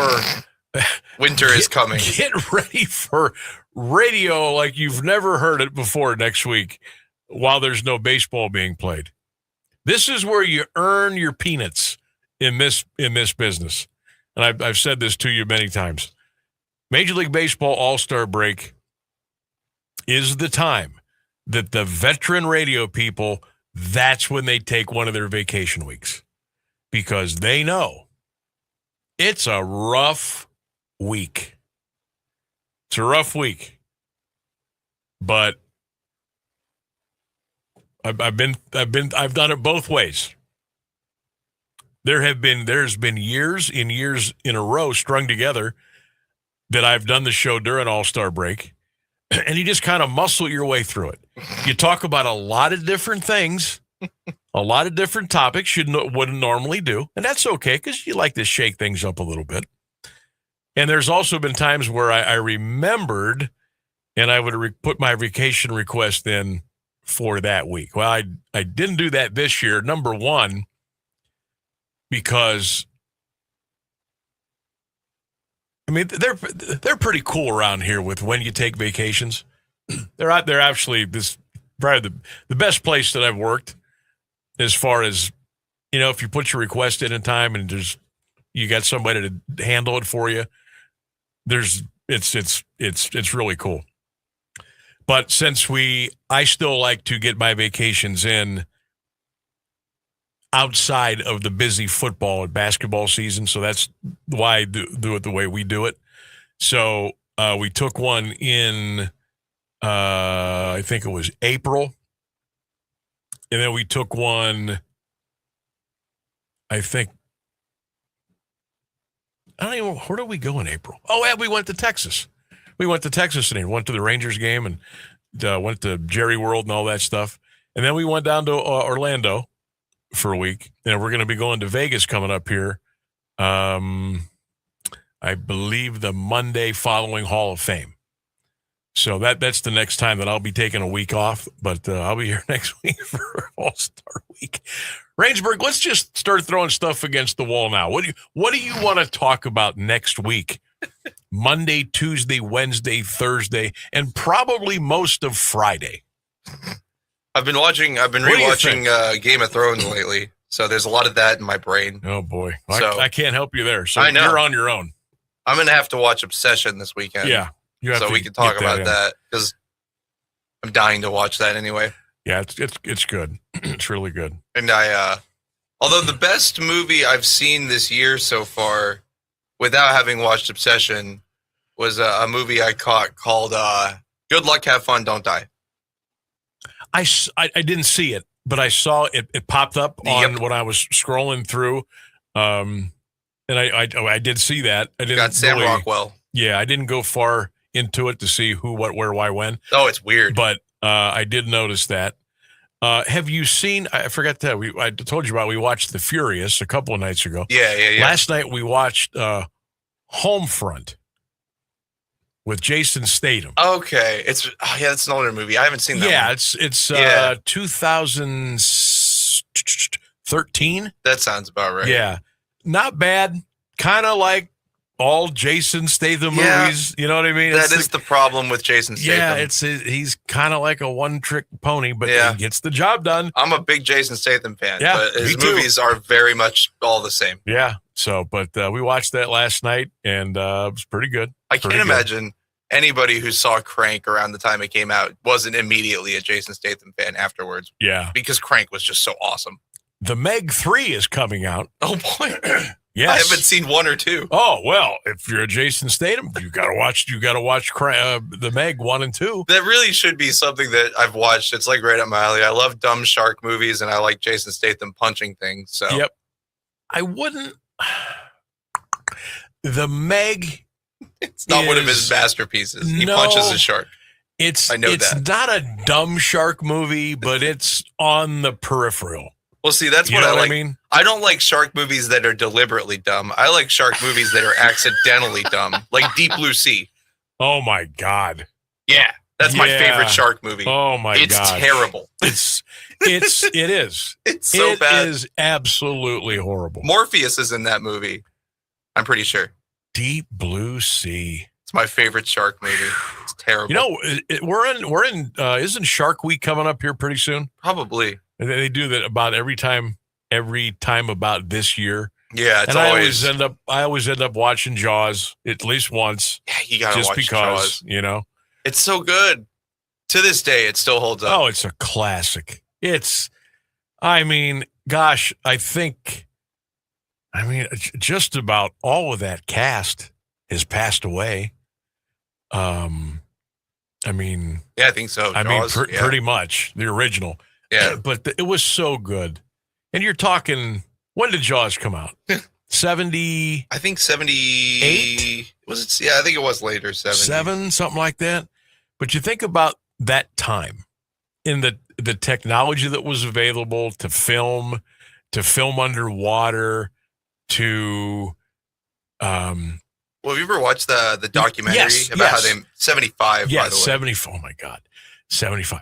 The first time I saw Jaws, by the way, was at the drive-in. Oh, really? Oh, at night in the back of a truck. You think I wasn't scared to death? Mm-hmm. Mm-hmm. Oh yeah. Our very I was own scared. Christian on Q92. He says, I think next week on the show, we should ask people to call and text and comment and let's build our own all-time Cleveland Browns roster in every position. A couple positions a day. Then on Friday, we can see the team we've come up with. I'm in. Interesting. Christian, you going to come on? You're going to have to help Christian because I can't help with that. All-time Cleveland Browns players. No, I mean, I want him to come on. I want him to come on. I want him to come in. Do the StreamYard. Oh, Christian, I'll send you a link. I want to have him come on, and we'll have fun. I tell you what, if Christian is kind enough to come on the show one day next week, I will talk serious Chicago Bears football with him. How's that? How's that? That should be enough to get him to do it.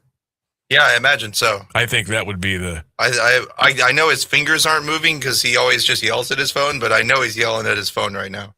Yeah, we'll talk Bears football. I know that. Yeah, we'll do that. So yeah, Christian said sold. So see, I knew that. That's like dangling the carrot in front of the mouth. I knew as soon as I said that we could finish that. All you got to do is give Christian a soapbox labeled Bears and let him go. Yeah. So we'll do that. We'll do that one day next week. So we'll talk a little Browns. We'll talk Cavs. We'll talk summer traditions. We'll talk all-time great summer vacations. Maybe we'll talk all-time favorite Cleveland Indians players. We'll run the gambit next week. As a matter of fact, I thought of another idea. I might put it out there maybe on maybe next Sunday night, maybe I'll put a post up and I'll ask what you all want to talk about kind of out of the box next week, since it's Major League Baseball All-Star Week. And everything is up for discussion. You want to talk about your favorite recipe, the worst date you ever went on, right? The best thrill ride. I know people are always gardening while listening to us. Come tell us what you're growing. Heck yeah. I don't know anything about that. We will change the way radio and streaming goes next week here on the show, 1310 WDPN. And honestly, I'm looking forward to it because it's, look, as a sports guy, as a sports fiend. I love it. I mean, I always have, always will. But even I like to kind of go off the path a little bit and just, have some fun. Talk about some other stuff that goes on in your world, our world, locally, regionally. Just keep it light, keep it fun. And we'll do that next week. But I'll put a thing out maybe next Sunday evening, around maybe 7, 8 o'clock, just asking you for some fun suggestions, what you'd want to talk about, what you'd want to listen to on the show next week. And we'll give you like 4 days worth, okay? We'll have Monday, Tuesday, Wednesday, Thursday, a little bit of Friday, because the Guards won't play until Friday night. So I'm looking forward to that. I'm going to take this as a challenge, right? I'm not going to run from it. I'm not going to run and hide on All-Star Week. We're going to do it. We're going to do it up. Sam, have you or Ryan seen The Shallows? Yeah, it's just about yes. I have not. I forgot about that one. I have. You'll like it. Have you seen, what was that movie called where they climbed the radio tower? The two friends. The Fall? The Fall. Yes. Yes. Yes. Scooter, watch that. If you like Shallows, watch The Fall. You'll like that. Yes. That movie was good. Sam, have you seen I Spit on Your Grave? Yeah. Oh, my God. Stop. You ever seen the original? Audience, have you ever seen the original I Spit on Your Grave? The original? No. Like the first ever one? Oh, boy. That probably should have had an X rating. Yeah, I think that movie, isn't that movie from, What country is that movie from? Is it like Spanish or something? Yeah, I don't know. I don't want to sound dumb. I can't. I've never seen I Spit on Your Grave, so I'm not sure. I just know it's a foreign film. Whew. Oh, boy, were my eyes open to the world when I saw that. But that should have been X. Not because of what you would think, but because of the grisliness and the bloodshed in the, oh, my God, it was, it still shakes me to this day. And I saw that in the mid-'80s, I think it was. And they've done some remakes and reboots on it, but boy, the original, my goodness, that'll shake you. I think It Follows. Have you seen that one? It Follows. Yeah. No. That's one of the few horror movies I've seen that actually stuck with me for a while afterwards. That one's pretty good. I have not seen It Follows. It Follows. It sticks with you. Hey, the second season of Welcome to Derry is coming. Oh, yeah. Is coming back. I shouldn't say coming back. Well, coming back, yeah, because they had the first year last year. So it'll be coming up. Welcome to Derry. They are doing, where is it? I've got it here. I just looked it up a couple of days ago. I actually screenshotted it. Are they doing an It Expanded Universe? On the Peacock, Crystal Lake. Kind of a prequel to Friday the 13th. Oh, yeah. That looks really good. Interesting. And that's a Peacock series. That's going to be coming up. So I'm kind of looking forward to that. They did a little bit on that in Freddy versus Jason, I believe. Mm-hmm. Mm-hmm. You know, it's crazy. You know, when you talk about the big time horror movies, the horror franchises with, you know, Friday the 13th, Nightmare on Elm Street, Halloween, they still carry the weight all these years later. And all the sequels, some of the reboots, some of the remakes, we still talk about them. Hell, they're still making Scream movies. Yeah, Scream 7. And Scream 7 was good. I thought Scream 7 was very well done. Which, I mean, how many times can you do that? But I thought it was really well done. And the good ones, they stand the test of time. Movies made in the 70s, for crying out loud. They're so good. They're just so good. But we started talking about Jaws, and obviously, you know, Jaws 2, Jaws 3 was horrible. 4 was worse. But the original, the acting, the script, it was just so good. Yeah, I'll never forget the first time I saw it. I was scared. You got to remember, man, I was 5, and it was at a drive-in. It was myself, my sister, who was 4, probably shouldn't even have been there, and our parents.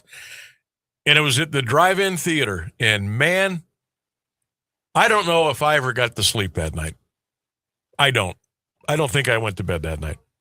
But boy, am I glad I saw that as a little kid on the big screen, because that was phenomenal. 56 minutes past. We're going to take a break. We'll come back with more of the Sam Bourquin Show. It is so good to hang out with you here on this 3-Question Thursday on 1310.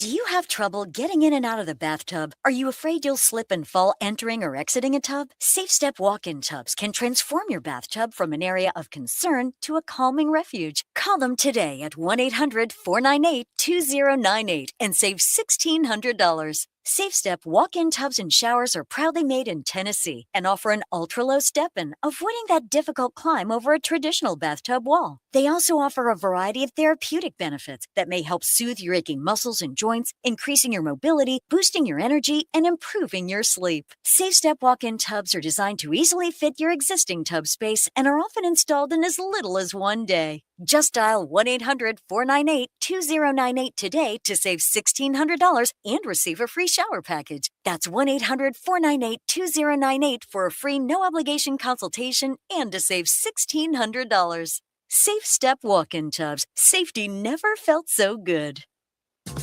Here's the deal. We gotta set ourselves up. See, retirement is the long game. We gotta make moves and make them early. Set up goals. Don't worry about a setback. Just save up and stack up to reach them. Let's put ourselves in the right position. Pre-game to greater things. Start building your retirement plan at thisispretirement.org. Brought to you by AARP and the Ad Council. The impact of a meal goes well beyond feeding our bodies, because when people don't have to worry about where their next meal is coming from, they can truly thrive, like Marta. And now we'll hear from our class valedictorian, who with our hard work never ceases to amaze us. Please welcome Marta Moreno.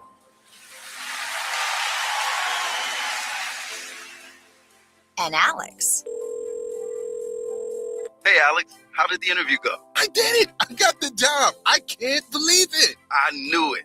Let's meet up later to celebrate. And Diego. Mom, I got first place at the science fair with my volcano project. That's amazing, sweetie. Congratulations. Because when people are fed, futures are nourished, and everyone deserves to live a full life. Join the movement to end hunger at feedingamerica.org/actnow. feedingamerica.org/actnow. A public service announcement brought to you by Feeding America and the Ad Council. One more time.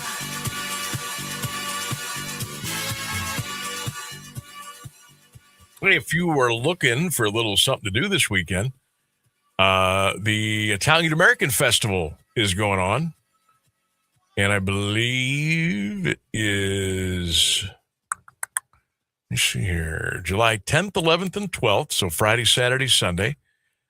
It'll be at Kent State Stark, and it begins at 4 o'clock on Friday afternoon.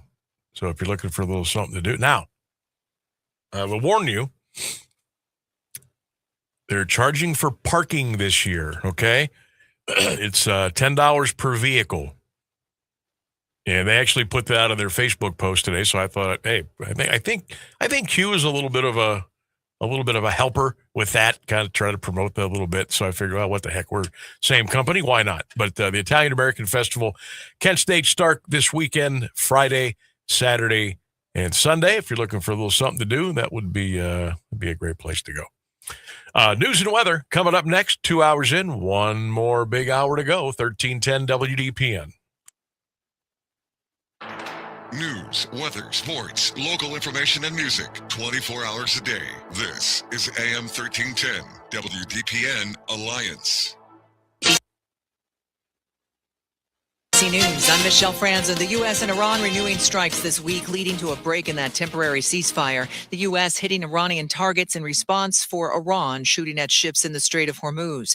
ABC's Patrick Reevell says the conflict comes as Iranians hold funeral services for the late supreme leader. Iran says that the U.S. Struck two railway bridges on the railway route from Tehran to the city of Mashhad, where the funeral of Ayatollah Khamenei is taking place. We understand from Iran that trains were disrupted. Some trains were delayed by the destruction of these two bridges. And Iran's foreign ministry has linked the strikes to the funeral. Iran also targeting American bases in the Middle East. U.S. Olympian David Hearn appeared in court pleading not guilty for allegedly damaging the Lincoln Memorial reflecting pole liner. His client claims he's a scapegoat. Severe heat taxing residents in the Southeast. Dangerous triple-digit heat index is building through Saturday. This is ABC News. Progressive knows that boat days can come with unexpected problems. Oh no, I dropped my lip balm in the water. I can't think of anything worse than the looming threat of potentially having chapped lips.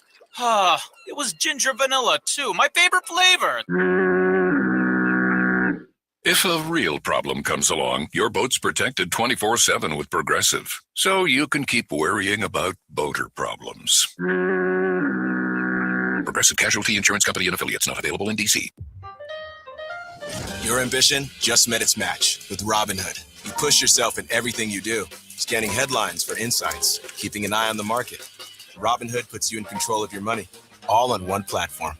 You expect more from yourself. Expect more from your money. Get started today at Robinhood.com/yourmoney. Again, that's Robinhood.com/yourmoney. Your money, your move.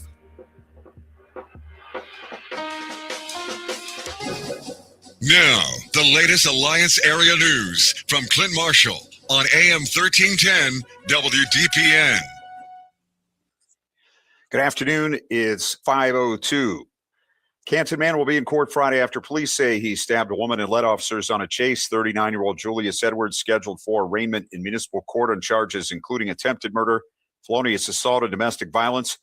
He's accused of stabbing his girlfriend at a home on 15th Street Southwest Tuesday morning, causing severe injuries. Edwards was arrested that night after police allege he fled from an attempted traffic stop in Hudson, crashed a vehicle and injured several people, shot at a state trooper, and crashed a stolen vehicle into a Summit Metro Parks police cruiser in Stowe. Man is dead following a motorcycle crash in Pike Township. The Highway Patrol says 36-year-old Donald Bauman was eastbound on Battlesburg Road around 8:30 Wednesday night when he failed to negotiate a curve west of Maplehurst Avenue Southeast. His motorcycle left the roadway and struck a tree. Bauman was pronounced dead at the scene. The patrol says he was not wearing a helmet. The investigation is continuing. Carrollton man arrested after a grand jury indicted him Wednesday on 8 counts of gross sexual imposition involving 2 juveniles. 46-year-old Sean Batty was taken into custody by Carroll County Sheriff's deputies. Court records allege the offenses occurred between 2022 and last year, including 2 counts involving a child under the age of 13. No arraignment date has been scheduled. The Ohio Attorney General's office is prosecuting the case. Tyrone Noling, sentenced to die for the murders of an elderly Atwater Township couple, will have a clemency hearing. Attorney Brian Howe says Noling's case will be heard by the Ohio Parole Board August 18th. Noling has also filed an application for a pardon from Governor DeWine. The Alliance man maintains his innocence in the 1990 killings of 81-year-olds Bernhard and Cora Hardig in their home. Attorneys with the Ohio Innocence Project filed a motion in Portage County last year saying an analysis found evidence was missing that implicated 2 other men. Health officials urging residents to take precautions as cases of cyclopsoriasis continue to climb across the state. Since June 20th, the Ohio Department of Health has confirmed 177 cases of the parasitic illness, including 28 hospitalizations in 43 counties. Stark County has reported 8 cases. No deaths have been reported. The illness is spread through contaminated food or water and can cause severe diarrhea, nausea, fatigue, and dehydration. Health officials recommend thoroughly washing fresh produce, practicing good hand hygiene, and seeking medical care if symptoms develop. A Canton man facing charges after police say he ran away from a group home Wednesday morning. 35-year-old Joshua Bruner was arrested after the incident in the 400 block of Goebel Avenue Northeast. He's scheduled for arraignment today in municipal court. Police say it was his 27th runaway incident this year, requiring him to be entered into a national missing person database. Bruner's charged with inducing panic, obstructing official business, and disorderly conduct. Man from the Canton area shot by police Monday after a confrontation at a gas station in Taylor, Michigan. Police say the 38-year-old was wanted in connection with a June armed robbery in the Cleveland area. Officers located a stolen U-Haul he was driving, but allege he rammed a police cruiser in a parked vehicle when they tried to stop him. Investigators say the suspect then pointed a handgun at officers who opened fire. Man suffered non-life-threatening injuries. A female passenger was not hurt. SARTA will ask Stark County voters to renew its current sales tax levy this November instead of seeking a tax increase. Transit Authority's board voted Wednesday to place the existing 0.25% sales tax on the ballot. Board members had considered a 0.1% increase after voters rejected a similar request in May. Officials say the renewal would help maintain current services as the levy approaches its 2027 expiration date. Small plane crash at the Kent State University Airport under investigation by the Highway Patrol. Troopers say a 2014 Cessna 172S left the runway around 3:50 Wednesday afternoon and landed in a ditch, causing minor damage to the aircraft. The pilot, 24-year-old Kwan Woo Kim, was not hurt. The FAA has been notified and will conduct a separate investigation. 2 traffic stops on I-80 in Portage County led to the seizure of about 6 pounds of methamphetamine. 31-year-old Job Israel of Detroit was arrested after a June 16th stop turned up about a pound of meth. He's charged with aggravated drug trafficking. The second stop, June 24th in Freedom Township, led to the discovery of 5 pounds of meth. Tracy DeWitt of Pennsylvania faces aggravated trafficking counts, while Derek Mounts of Pennsylvania faces a federal charge of possession with intent to distribute a controlled substance. 85 degrees at 5:07. This is the local edition of WDPN News. I'm Clint Marshall. Meteorologist Mark Johnson has the latest forecast on AM 1310 WDPN. Sunscreen for your Thursday afternoon. It's going to be sunny, hazy, hot, and muggy. 88 degrees for the high. Overnight, we're going to throw in some widely scattered showers, maybe a stronger thunderstorm with heavy rain. Our low 68. From the 3 News Weather Center, I'm Mark Johnson. Live from the AM 1310 WDPN studio, it's time for live and local sports talk. It's the Sam Bourquin Show. I'm ready. Give the show a call at 330-821-1310. Good call, meatball. Watch the Sam Bourquin Show on the AM 1310 Facebook page, the Q92 YouTube page, and on X. This is the Sam Bourquin Show on AM 1310 WDPN. Got a lot of kind of split action to it. Well struck by Gabby Arias. That is deep left center field. Gone! Arias puts the Guardians on top with a 2-out solo homer, his 5th on the year. He got every bit of that one, sending it into the Cleveland bullpen. 442 feet. You know, we were just bunting. Jackson. Variant grab, throw by Arias. Oh, that was a big league play right there. Not many third basemen can. competitive right now than I guess people probably thought they would be. Chase to water. Smokes it to high and deep right field. Goodbye. The Waters' 9th home run of the year comes with 1 out in the 6th, and it puts Cleveland right back on top.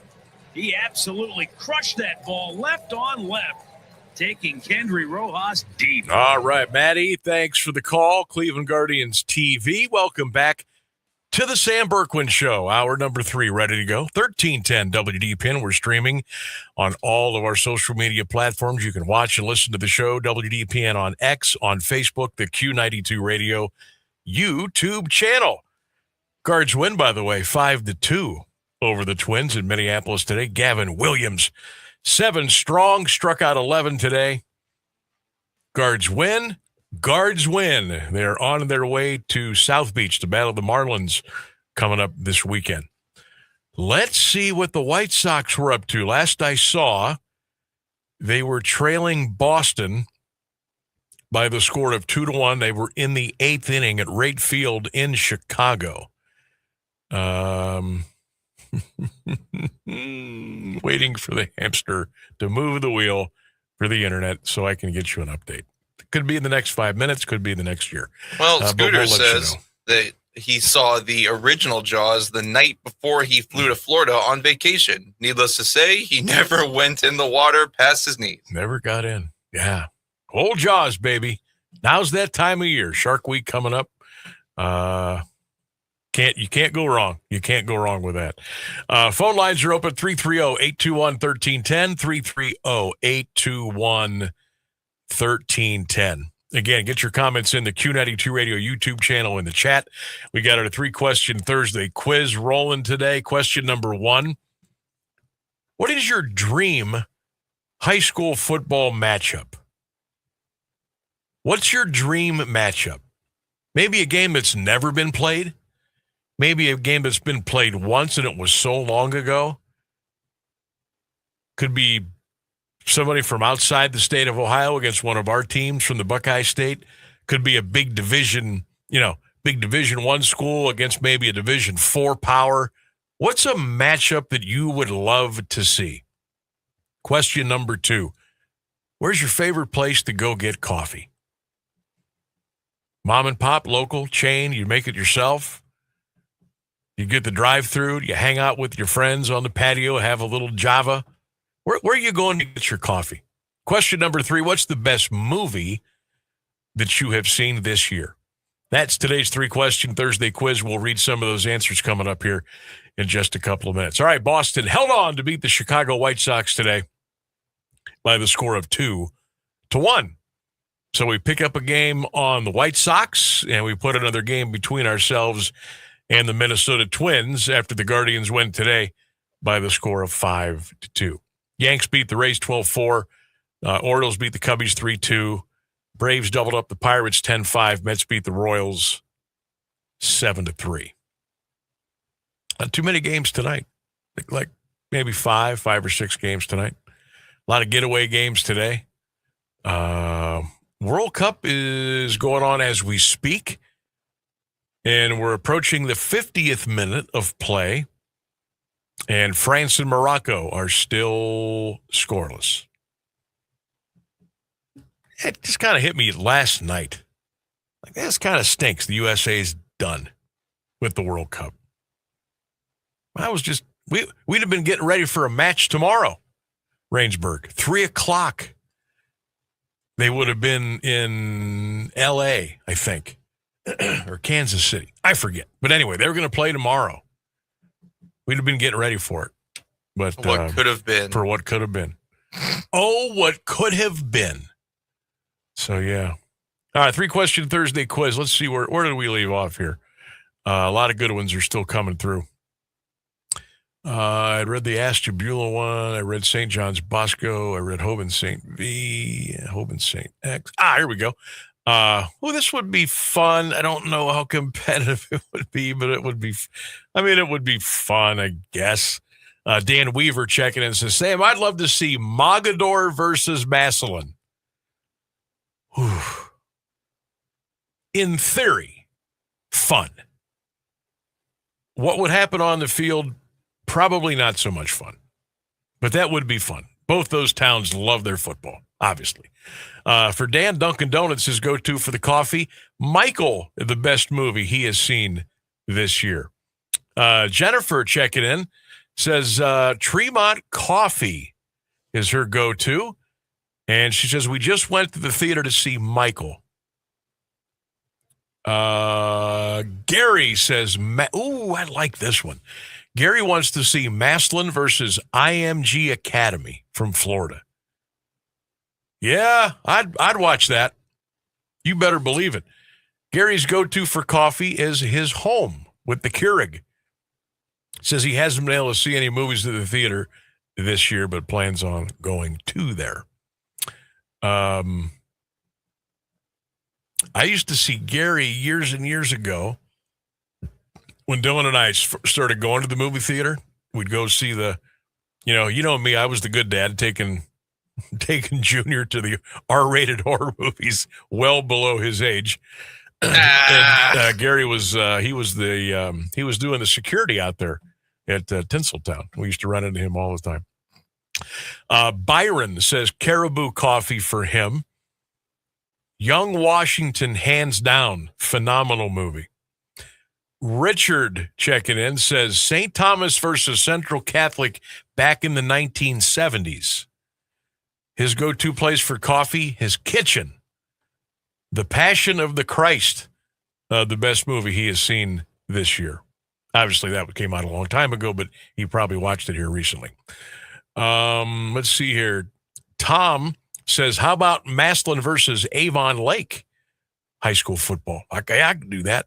His go-to for coffee, 7 Brew, and another vote for Young Washington as the best movie that a lot of you have seen. Is that a movie that this came out year? this year? I guess. I got to plead dumb here. I don't know anything about it. Yeah, I have to look it up. I've never heard of that. It did come out this year. I don't know anything about it, and I don't know who's in it. I don't know what it's about. Oh. But it's getting a lot of run today here on the show. Andy Young Serkis, Washington. Ben Kingsley, good cast. So what's it all about? What's the? I think the name pretty much says it all. It looks like it's George Washington's story, just growing up, his life story. Huh. Yep. All right, got to put that on the list. Focuses on his experience and command in the French and Indian War between 1753 and 1755. Interesting. All right. I'd never heard of this at all. I wonder if Cinemark is showing it. Why have I never? They haven't been showing any movies lately. Like there's 3 or 4 of them that we wanted to go see. They didn't have them. So now I got to look every time and I see of a movie I want to go watch. I got to make sure it's playing at Tinseltown. I'm not driving to Kent. I'm not driving anywhere to watch a movie. They're already working on a sequel titled 1776. Really? Yeah. Well, there's a shock. That absolutely floors me that a less than 1 month run into a movie they're thinking about doing a sequel. Boy, when did I ever see that happen? I don't know if it's even because it says it's okay. It released July 3rd in the United States. So it's been out for it's just 6 days. Been out 6 days. Mhm. And they're talking sequel. Already talking sequel. Well, it must be really good. Scooter simply says it's about 2 hours long. Ooh. Yeah, Boy, 122 minutes. That's about all I can do. That's about all I can do. I watched the third Avatar over the weekend. Oh I think my it was God. 3 hours and 45 minutes. Oh, no. No. I know Avatar 1, Avatar Under. I'm not telling you to watch it. No, I know they all did phenomenal. But no, I am not sitting in front of it. No. Those are like 3 hours, 4-hour movies. It was. No, I'm pretty sure it was like 3:45. No. I finished it and then looked at it and said, ooh, if I had looked at that first, I might not have hit play. Yeah, I can't. I don't know. I can't do it. I just can't do it. It's too long. It's too long. That's TikTok's fault. The only thing I can do in one sitting for 3 hours and 45 minutes or 4 hours is sit at a slot machine. That's all. That's it. And I've done it before. Matter of fact, little known fact. I don't know if I should be proud of this. On a trip to Vegas, probably close to 10 years ago, sat at a slot machine for 17 hours. Whew. Well, that's not your fault. Those casinos are designed for that. I never got up once. And I am Mr. Oh, crap, I got to go to the restroom. Nope. 17 hours. I never got off that machine. I think I covered breakfast, lunch, dinner, snack, middle of the night. Oh, yeah. The sun was coming up. I never got off that machine. They bring all that stuff to you anyway, right? The drinks, the food. No. The drinks they'll bring around as long as you're pounding the machine pretty good. They'll bring you drinks. Every whatever. It depends how busy they are. But I was on a roll, and it just kept giving me enough to keep me on the chair. Now I'm pretty sure eventually it got me, but for 17 hours, I may have gotten up once to use the restroom, maybe. And I remember because actually the crews were coming because they don't close the casinos, obviously, but the crews were coming around and they were running the sweeper. They were doing all kind of stuff. The sun was starting to come up. I'm like, oh my God, what have I just done? But I didn't think, because they're pumping oxygen in those babies all night. There's no clocks on the walls. Nope. And surprised you had windows. I was out there with some friends, so it was a little different. 17 hours, one machine. It was crazy. I don't think I'll ever do that again. Is that the longest you've ever been awake for? Nope. Nah, I didn't think so. Nope. That seems pretty short. Yeah. I think I'm somewhere in the 30 or 40 hour bracket. It's been Here's a while. here's the worst part. After 17 hours on that machine, I got up and took a little walk,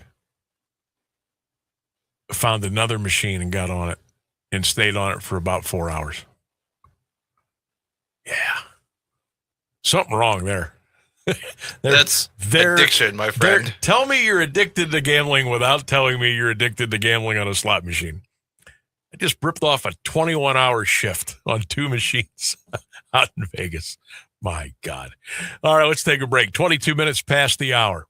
When we get back, the brand new ESPN preseason college football top 25 poll has been released. We'll come back and we'll take a look at it after this. AWP Safety, North America's leading traffic safety company, is hiring traffic control flaggers, and they need you. Join AWP as a protector for steady work and an important job keeping people safe. They offer paid training, certification, referral bonuses, and advancement opportunities. To apply, visit jobs.awpsafety.com. That's jobs.awpsafety.com. Looking for a fresh way to explore downtown Canton? The new Canton Art Walk takes you beyond the artwork and into the stories that shaped our city. Discover colorful murals, public sculptures, local history, and the creative spirit, transforming downtown into an open-air gallery. Whether you're a lifelong resident or a first-time visitor, you'll see Canton in a whole new way. Presented by Arts and Stark and Visit Canton. Guided tours begin in July. Reserve your spot today at CantonArtWalk.com. That's CantonArtWalk.com. Discover the art, uncover the stories, experience Canton. Teachers are dynamic leaders, shaping a new generation. They bring a variety of perspectives from diverse backgrounds, innovating how they teach to prepare students for our fast-changing world. Achieving this takes skill and expertise. They're tireless explorers, creatively discovering a universe of solutions. Telling stories, experimenting, inspiring, mentoring, connecting cultures, and connecting with each other. Leading by example. Experience the unique joy of helping students thrive. Teaching is a journey that shapes lives. Are you ready to begin? Explore teaching at teach.org, a campaign supported by the U.S. Department of Education, Teach.org, and 1 million teachers of color. When I smoke weed, I get lost in the music. I like to isolate each instrument. The rhythmic bass, the harmonies on the piano, the sticky melody. Hey, careful, babe. There's someone crossing the street. Sorry, I didn't see him there. If you feel different, you drive different. Don't drive high. It's dangerous and illegal everywhere. A message from NHTSA and the Ad Council.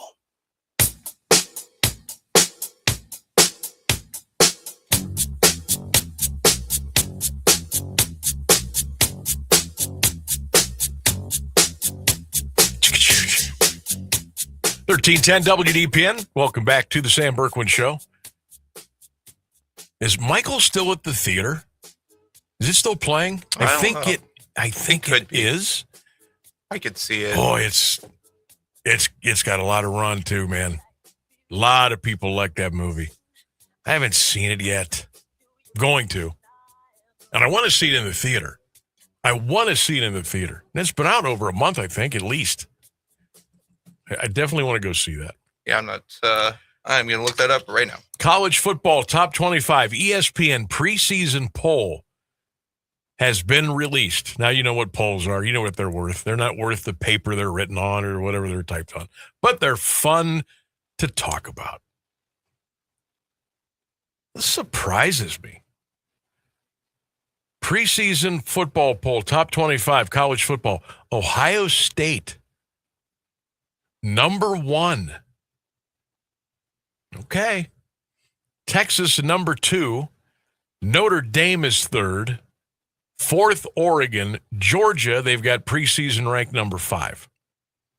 Indiana, number 6, the defending champions. Indiana, number 6. Miami, number 7. Alabama at 8. LSU at 9. Texas Tech at number 10.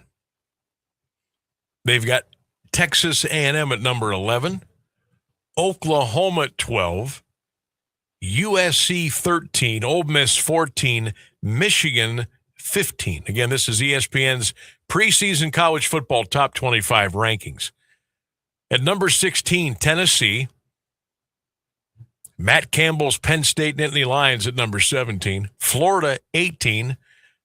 They've got Clemson at 19, Brigham Young at 20. And your final 5 in this order: Missouri, Auburn, South Carolina, SMU, and Iowa. So we've got 1, 2, 3, 4, 5, 6 teams in the Big Ten preseason ranked top 25. And they got Ohio State at number 1. Indiana is at number 6. I thought the Hoosiers would be up a little higher. I know they're replacing Mendoza. Indiana's going to be super duper good again this year. I know the Buckeyes lost a lot, obviously, but they've got a lot coming back. I guess it all depends on Julian saying. If the Buckeye QB keeps getting better and better and better, then yeah, maybe that number 1 ranking is correct. But we talked about the show yesterday, man. That 3-game slate with Oregon, Indiana, and USC for Ohio State back half of the year. Texas early in the preseason or non-conference schedule. But they got the Buckeyes preseason ranked number 1. This just came out about 30, 40 minutes ago. All right, time for a little on this day in sports history. 1968, the first All-Star baseball game to be played indoors took place at the Astrodome in Houston, Texas. 1985, Herschel Walker of the New Jersey Generals was named the MVP of the United States Football League. 1985, Joe Namath signed a 5-year pact with ABC to provide commentary for Monday Night Football. You know what also happened in 1985? Joe Namath was inducted in Canton here at the Pro Football Hall of Fame. 1997, Mike Tyson was hungry. He was banned from boxing and fined $3 million after he took a bite out of the ear of Evander Holyfield. And in 2000, Pete Sampras said the U.S. set a record when he won the men's singles tennis championship at Wimbledon. It was his 13th Grand Slam title. Oh, we had audio in 1991. Yep. I'm going to get to that. Cool. I got one more. I was going to skip over this, but it was such a bad night for baseball. 2002, the All-Star game ended in a 7-7 tie after 11 innings because the commissioner, Bud Selig, called the game when the managers informed him that both teams had run out of players. So they just quit, and the game ended 7-7. All right, Rainsburg, speaking of All-Stars, how about the night that Sandy Alomar and Roberto Alomar were introduced before the game?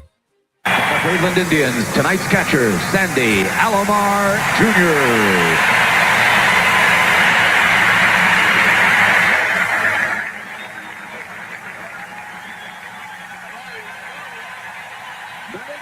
From the Toronto Blue Jays, second baseman Roberto Alomar.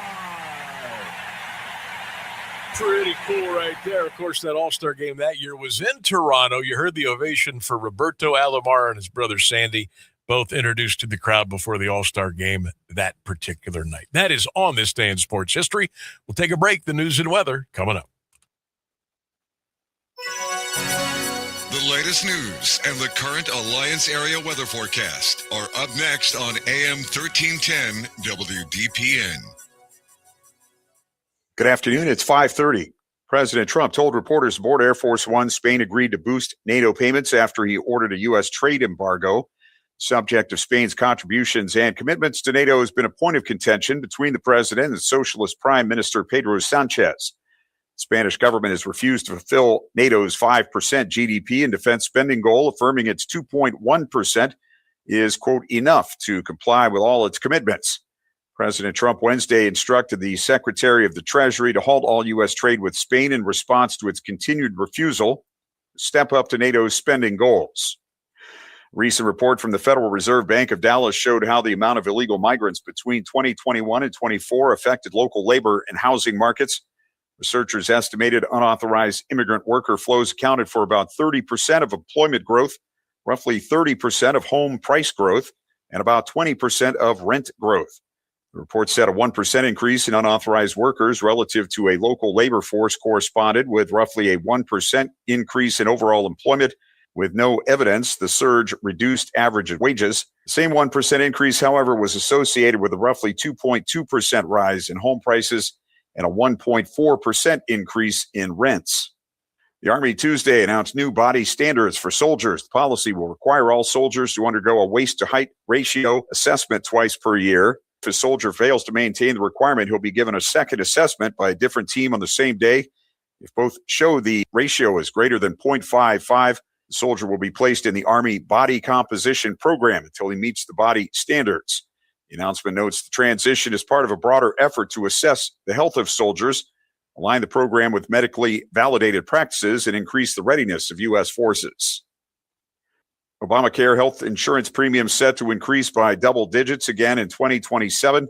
Among 77 health insurers participating in the Affordable Care Act marketplaces from 16 states and Washington, D.C., the median proposed premium increase for next year is 14%. The median nationwide proposed rate change was 18% this year. The median finalized rate change was 20%. Health insurers partly attributed proposed premium increases to soaring medical service costs, general economic inflation, labor shortages, and enhanced federal tax credits expiring at the end of 2025. An estimated 19.2 million Americans are currently enrolled in ACA exchange plans.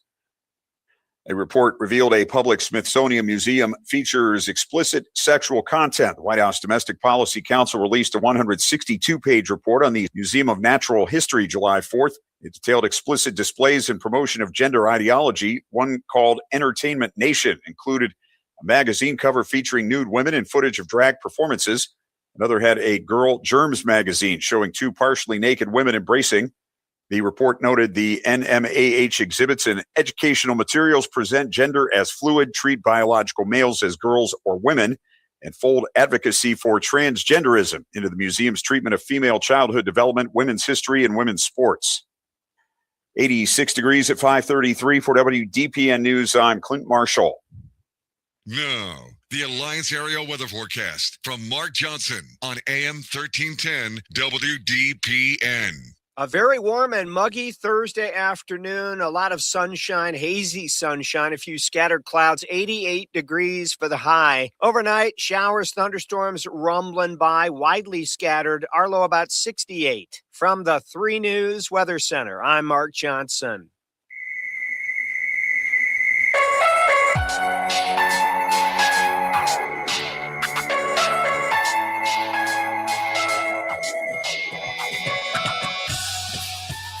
$1310 WDPN. Welcome back to the Sam Bourquin Show.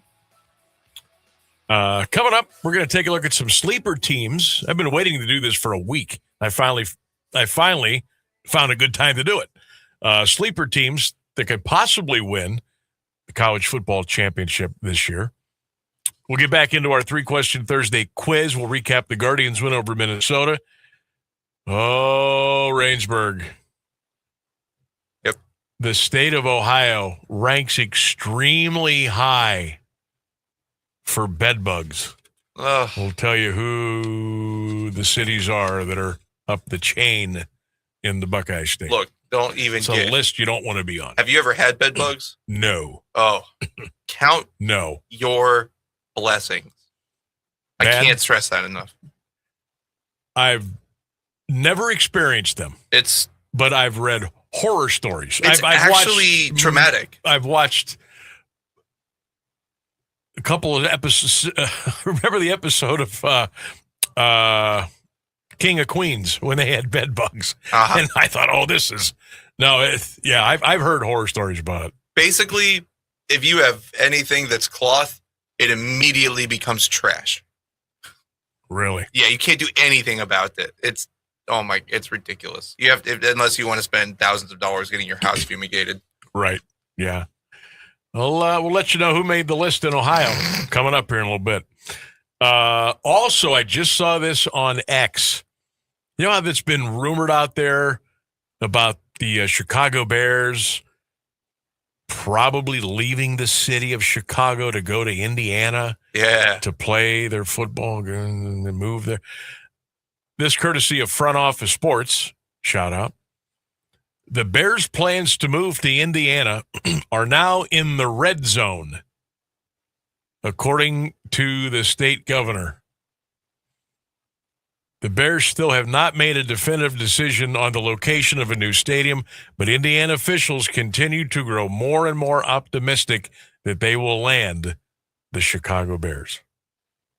Looks like it's getting really close. Well, I heard you guys talking about that because doesn't Chicago have like a crazy weird deal with their stadium right now? Yeah, and Christian, he was the expert. He knew. It's a mess because Chicago is giving them so little incentive to stay. It's a bad stadium deal. And look, the last people that I'm sympathetic for is an owner of an NFL team because they make more money than money can be printed. Okay. I'm not in their corner whatsoever, but they have the worst stadium deal in the world. And Chicago's offering no incentive, hardly any tax breaks, hardly any money toward infrastructure. In Indiana, the place, the city in the state of Indiana, over there by Gary, Indiana, they're offering the moon to the Chicago Bears, to the McCaskey family. And you just wonder at some point they're going to say, they're going to pull the old Art Modell. I had no choice. And they're going to leave. Will they be the? And I don't want to see the Bears leave Chicago. I really don't. But it doesn't look good. What if they became the Gary Bears? Oh my God! Can you imagine? Even the Indiana Bears. No, you already have a team. They're called the Colts. The Gary Bears. No, I'd root for the Gary Bears. Christian, I hope he's still here to hear that. I just root for the Gary Bears. No, I'm out. I'll quit. I'll quit watching NFL. I will. That's the worst name for a football team ever. Gary That's Bears. Awesome. Oh, Let's man. go. Where are we going? We're going to Gary. Yeah. March Madness news. I know we're a long way away from that, but this announced the opening round of the NCAA men's basketball tournament, which was, expanded. It will now feature 2 medium-sized Midwest cities that will host. Dayton will continue to host, and Wichita. These 2 cities are officially host sites for the new 2027 and 2028 opening round of the men's college basketball tournament. So a little breaking news there. All right. I gave you the ESPN college football top 25 preseason poll from ESPN. And I know it's July the 8th. We don't play football for a while, but that's what we do. So after reading the top 25, I said, hey, wait a minute. I've been sitting on this story from a couple weeks ago that I think Yahoo put this out. I can't remember. Of sleeper teams for the college football national championship. So here's the list of sleepers to keep your eyes on. First one they got at Texas A&M at 15-1. And they talk about the quarterback Marcel Reed. He's a 4th-year player now. And it starts out with, if you have a quarterback, you have a chance. And they think that Marcel Reed could maybe get the Aggies into the college football national championship game. He says, the weapons around me are crazy good. Texas A&M comes in right now in the books at 15-1. At 25-1, this is a BetMGM, by the way, Ole Miss. It says the Rebels' ceiling and floor are miles apart. Lane Kiffin gone. Trinidad Chambliss is back as the quarterback. Running back Kejuan Lacey's back too. But remember, a handful of starters that played for Ole Miss last year left along with Coach Lane Kiffin to go down to LSU. But they say the roster looks good down there on the Grove. They got Ole Miss at 25-1. At 15-1, LSU. Kiffin trying to downplay year one expectations. Good luck with that. He says now he thinks he can win a national championship at LSU this year. The schedule includes 5 games against projected top 25 opponents. So even a playoff berth is not a sure thing, but he likes the quarterback, the transfer, Sam Levitt. Now he's coming off a foot injury, but the kid can play. They got LSU 15-1 to win the national championship.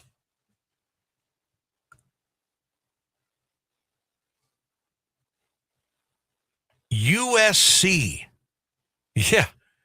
Southern Cal at 35-1. It says Lincoln Riley's never done a thing in postseason. He's never even taken USC to the playoffs. But we set that aside for the moment because this roster is built to contend. Says the Trojans are all about identity. They returned 15 starters from a year ago, a seasoned offensive line, and a pretty good quarterback with Jaden Mayava. Whew. That's the good news for USC. The bad news? You got to play Ohio State, Oregon, Indiana, Penn State, and Washington. Trojans coming in at 35-1. And the final one, this is interesting because we got some ties here. This is the MGM odds 50-1. This is the Hail Mary sleeper pick to win the college football championship this year. Ooh, can I guess? Is it Michigan? No. Okay. Close.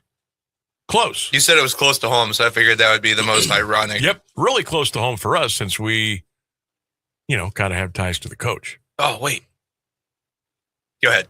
Matt Campbell's Penn State Nittany Lions are 50-1.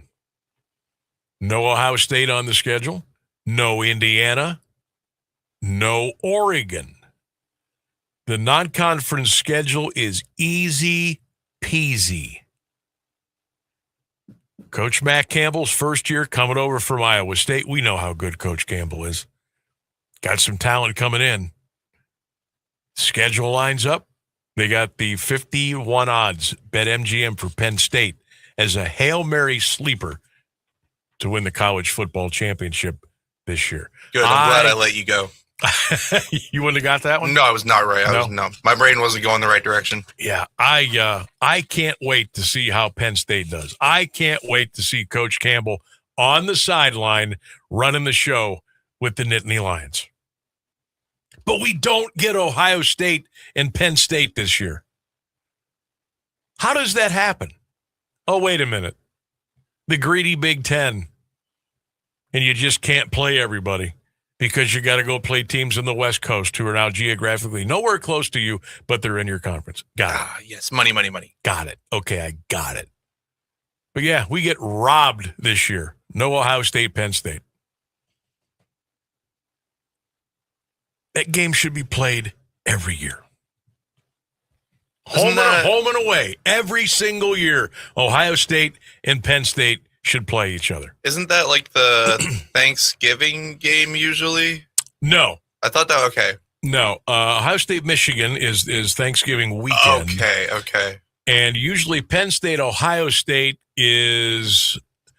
it's usually around Halloween. Okay, I knew it was like a holiday game because that one rung a bell. It's usually late October, very, very early November.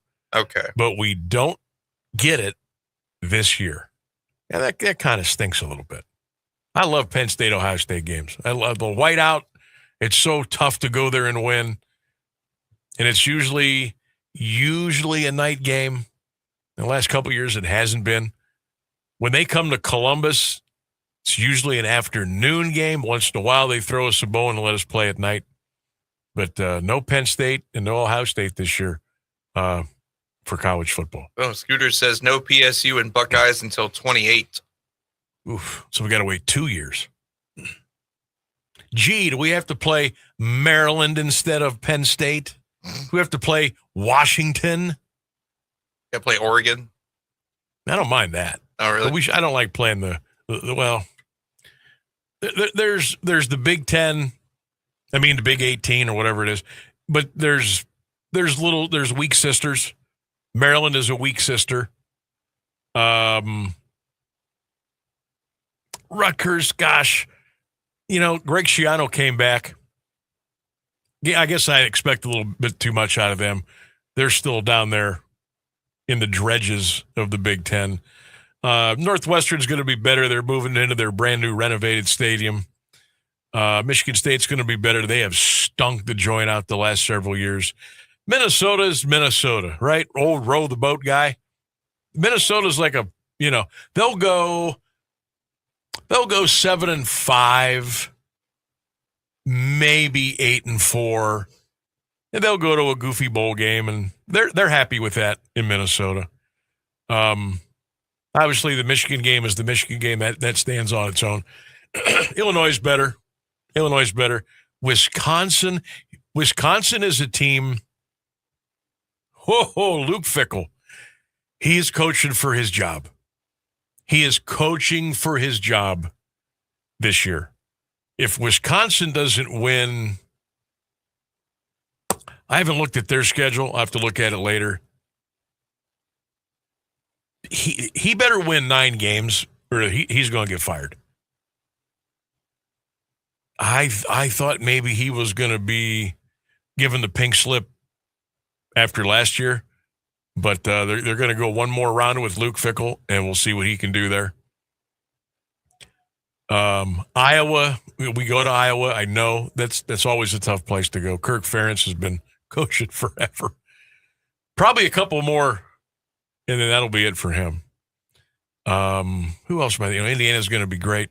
USC is going to be good. UCLA stinks. They stink. When they hired Deshaun Foster to be their coach, that set that program back 5 years, maybe 10. They got a lot of work to do. A lot of work to do out in Pasadena. What was one of the other schools I'm forgetting about? Because there's so many teams in this league. Nebraska. There's another team. They can't get out of their own way. They can't beat a ranked team during the season. And they've had ample opportunities to do so. Starting off, 4-0, 5-0, 6-0. Then they run into somebody decent, and it goes sideways on them.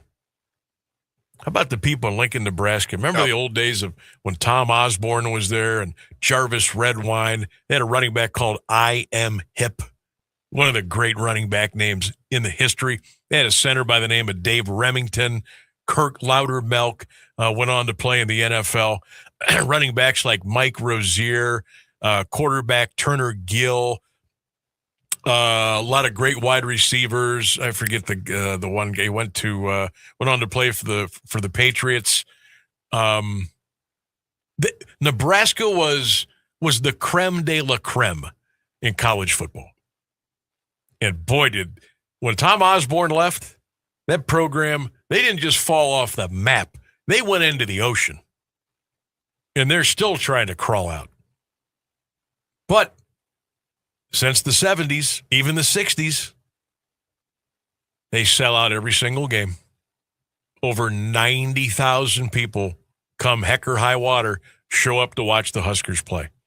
And they have been very disappointing. Very disappointing. Even in the era of the transfer portal, in NIL the last couple of years, they just can't put it together. And I don't know what their problem is. But they are not your grandfather's Nebraska Cornhuskers for sure. They just aren't. 52 minutes past the hour, almost 53 past. We'll take our final break. We'll come back, 330-821-1310. We'll jump back into the 3-question Thursday quiz. Quick recap again of the Guardians' win today. And we'll tell you what cities in Ohio are at the top of the list for bed bugs across America.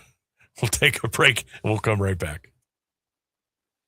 Do you have trouble getting in and out of the bathtub? Are you afraid you'll slip and fall entering or exiting a tub? Safe Step walk-in tubs can transform your bathtub from an area of concern to a calming refuge. Call them today at 1-800-498-2098 and save $1,600. SafeStep walk-in tubs and showers are proudly made in Tennessee and offer an ultra-low step-in, avoiding that difficult climb over a traditional bathtub wall. They also offer a variety of therapeutic benefits that may help soothe your aching muscles and joints, increasing your mobility, boosting your energy, and improving your sleep. SafeStep walk-in tubs are designed to easily fit your existing tub space and are often installed in as little as one day. Just dial 1-800-498-2098 today to save $1,600 and receive a free shower package. That's 1-800-498-2098 for a free no-obligation consultation and to save $1,600. Safe Step walk-in tubs. Safety never felt so good.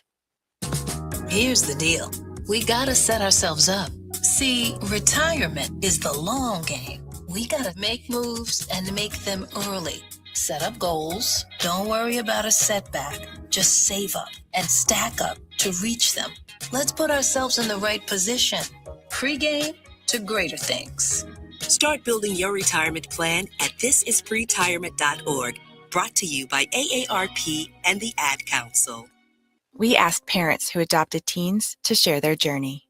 Nathan has taught me to embrace the moment. Age-wise, I'm in my late 60s. I'm old enough to be his grandfather. Will he be embarrassed to acknowledge me as his dad?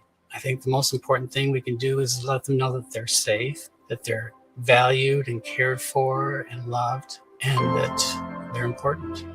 I knew I wanted to be adopted by him because of how he taught me to be the person who I am today. And it's coming from a dad that didn't expect to become a dad. And I feel very proud to be his son. That was what he needed, and he was what I needed. Every day is full of new opportunities. That's what it's been about, realizing the simple things that it takes to make such a huge difference in these kids' lives. Learn about adopting a teen from foster care at adoptuskids.org. Brought to you by Adopt US Kids, the U.S. Department of Health and Human Services, and the Ad Council.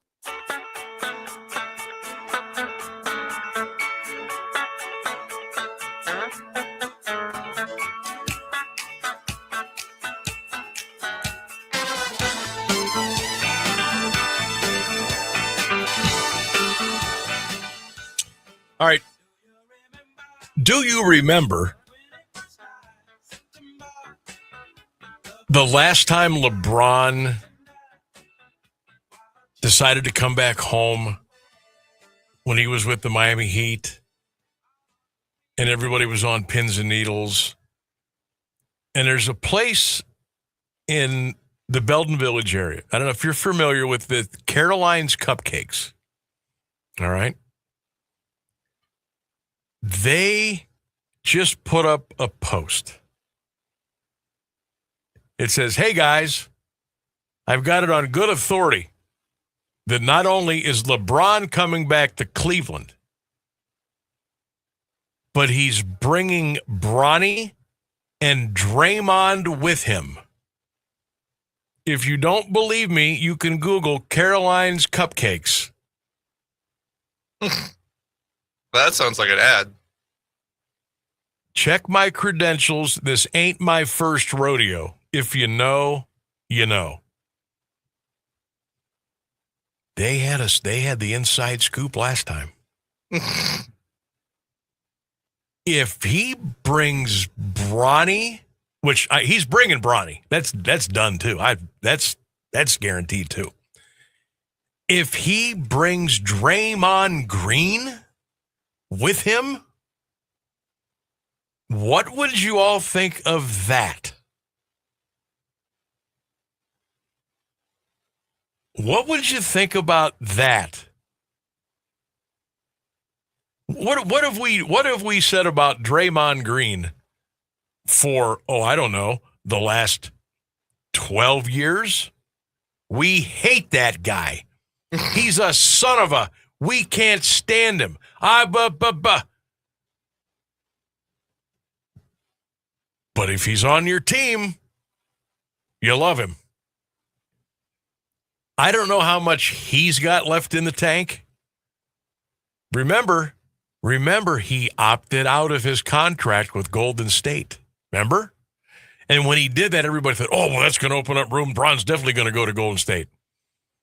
Now we're seeing the hot rumors that LeBron's going to bring Bronny and Draymond Green with him. Ooh, it's getting spicy now. Cavs fans, what would you think about that? What would you think about Draymond Green in a Cavs uniform? He's a good player, right? Also, on Cleveland 19, Channel 19 News and Sports up in Cleveland, there's a repost. Somebody has spotted LeBron and Draymond golfing in Puerto Rico. Ooh. It's happening.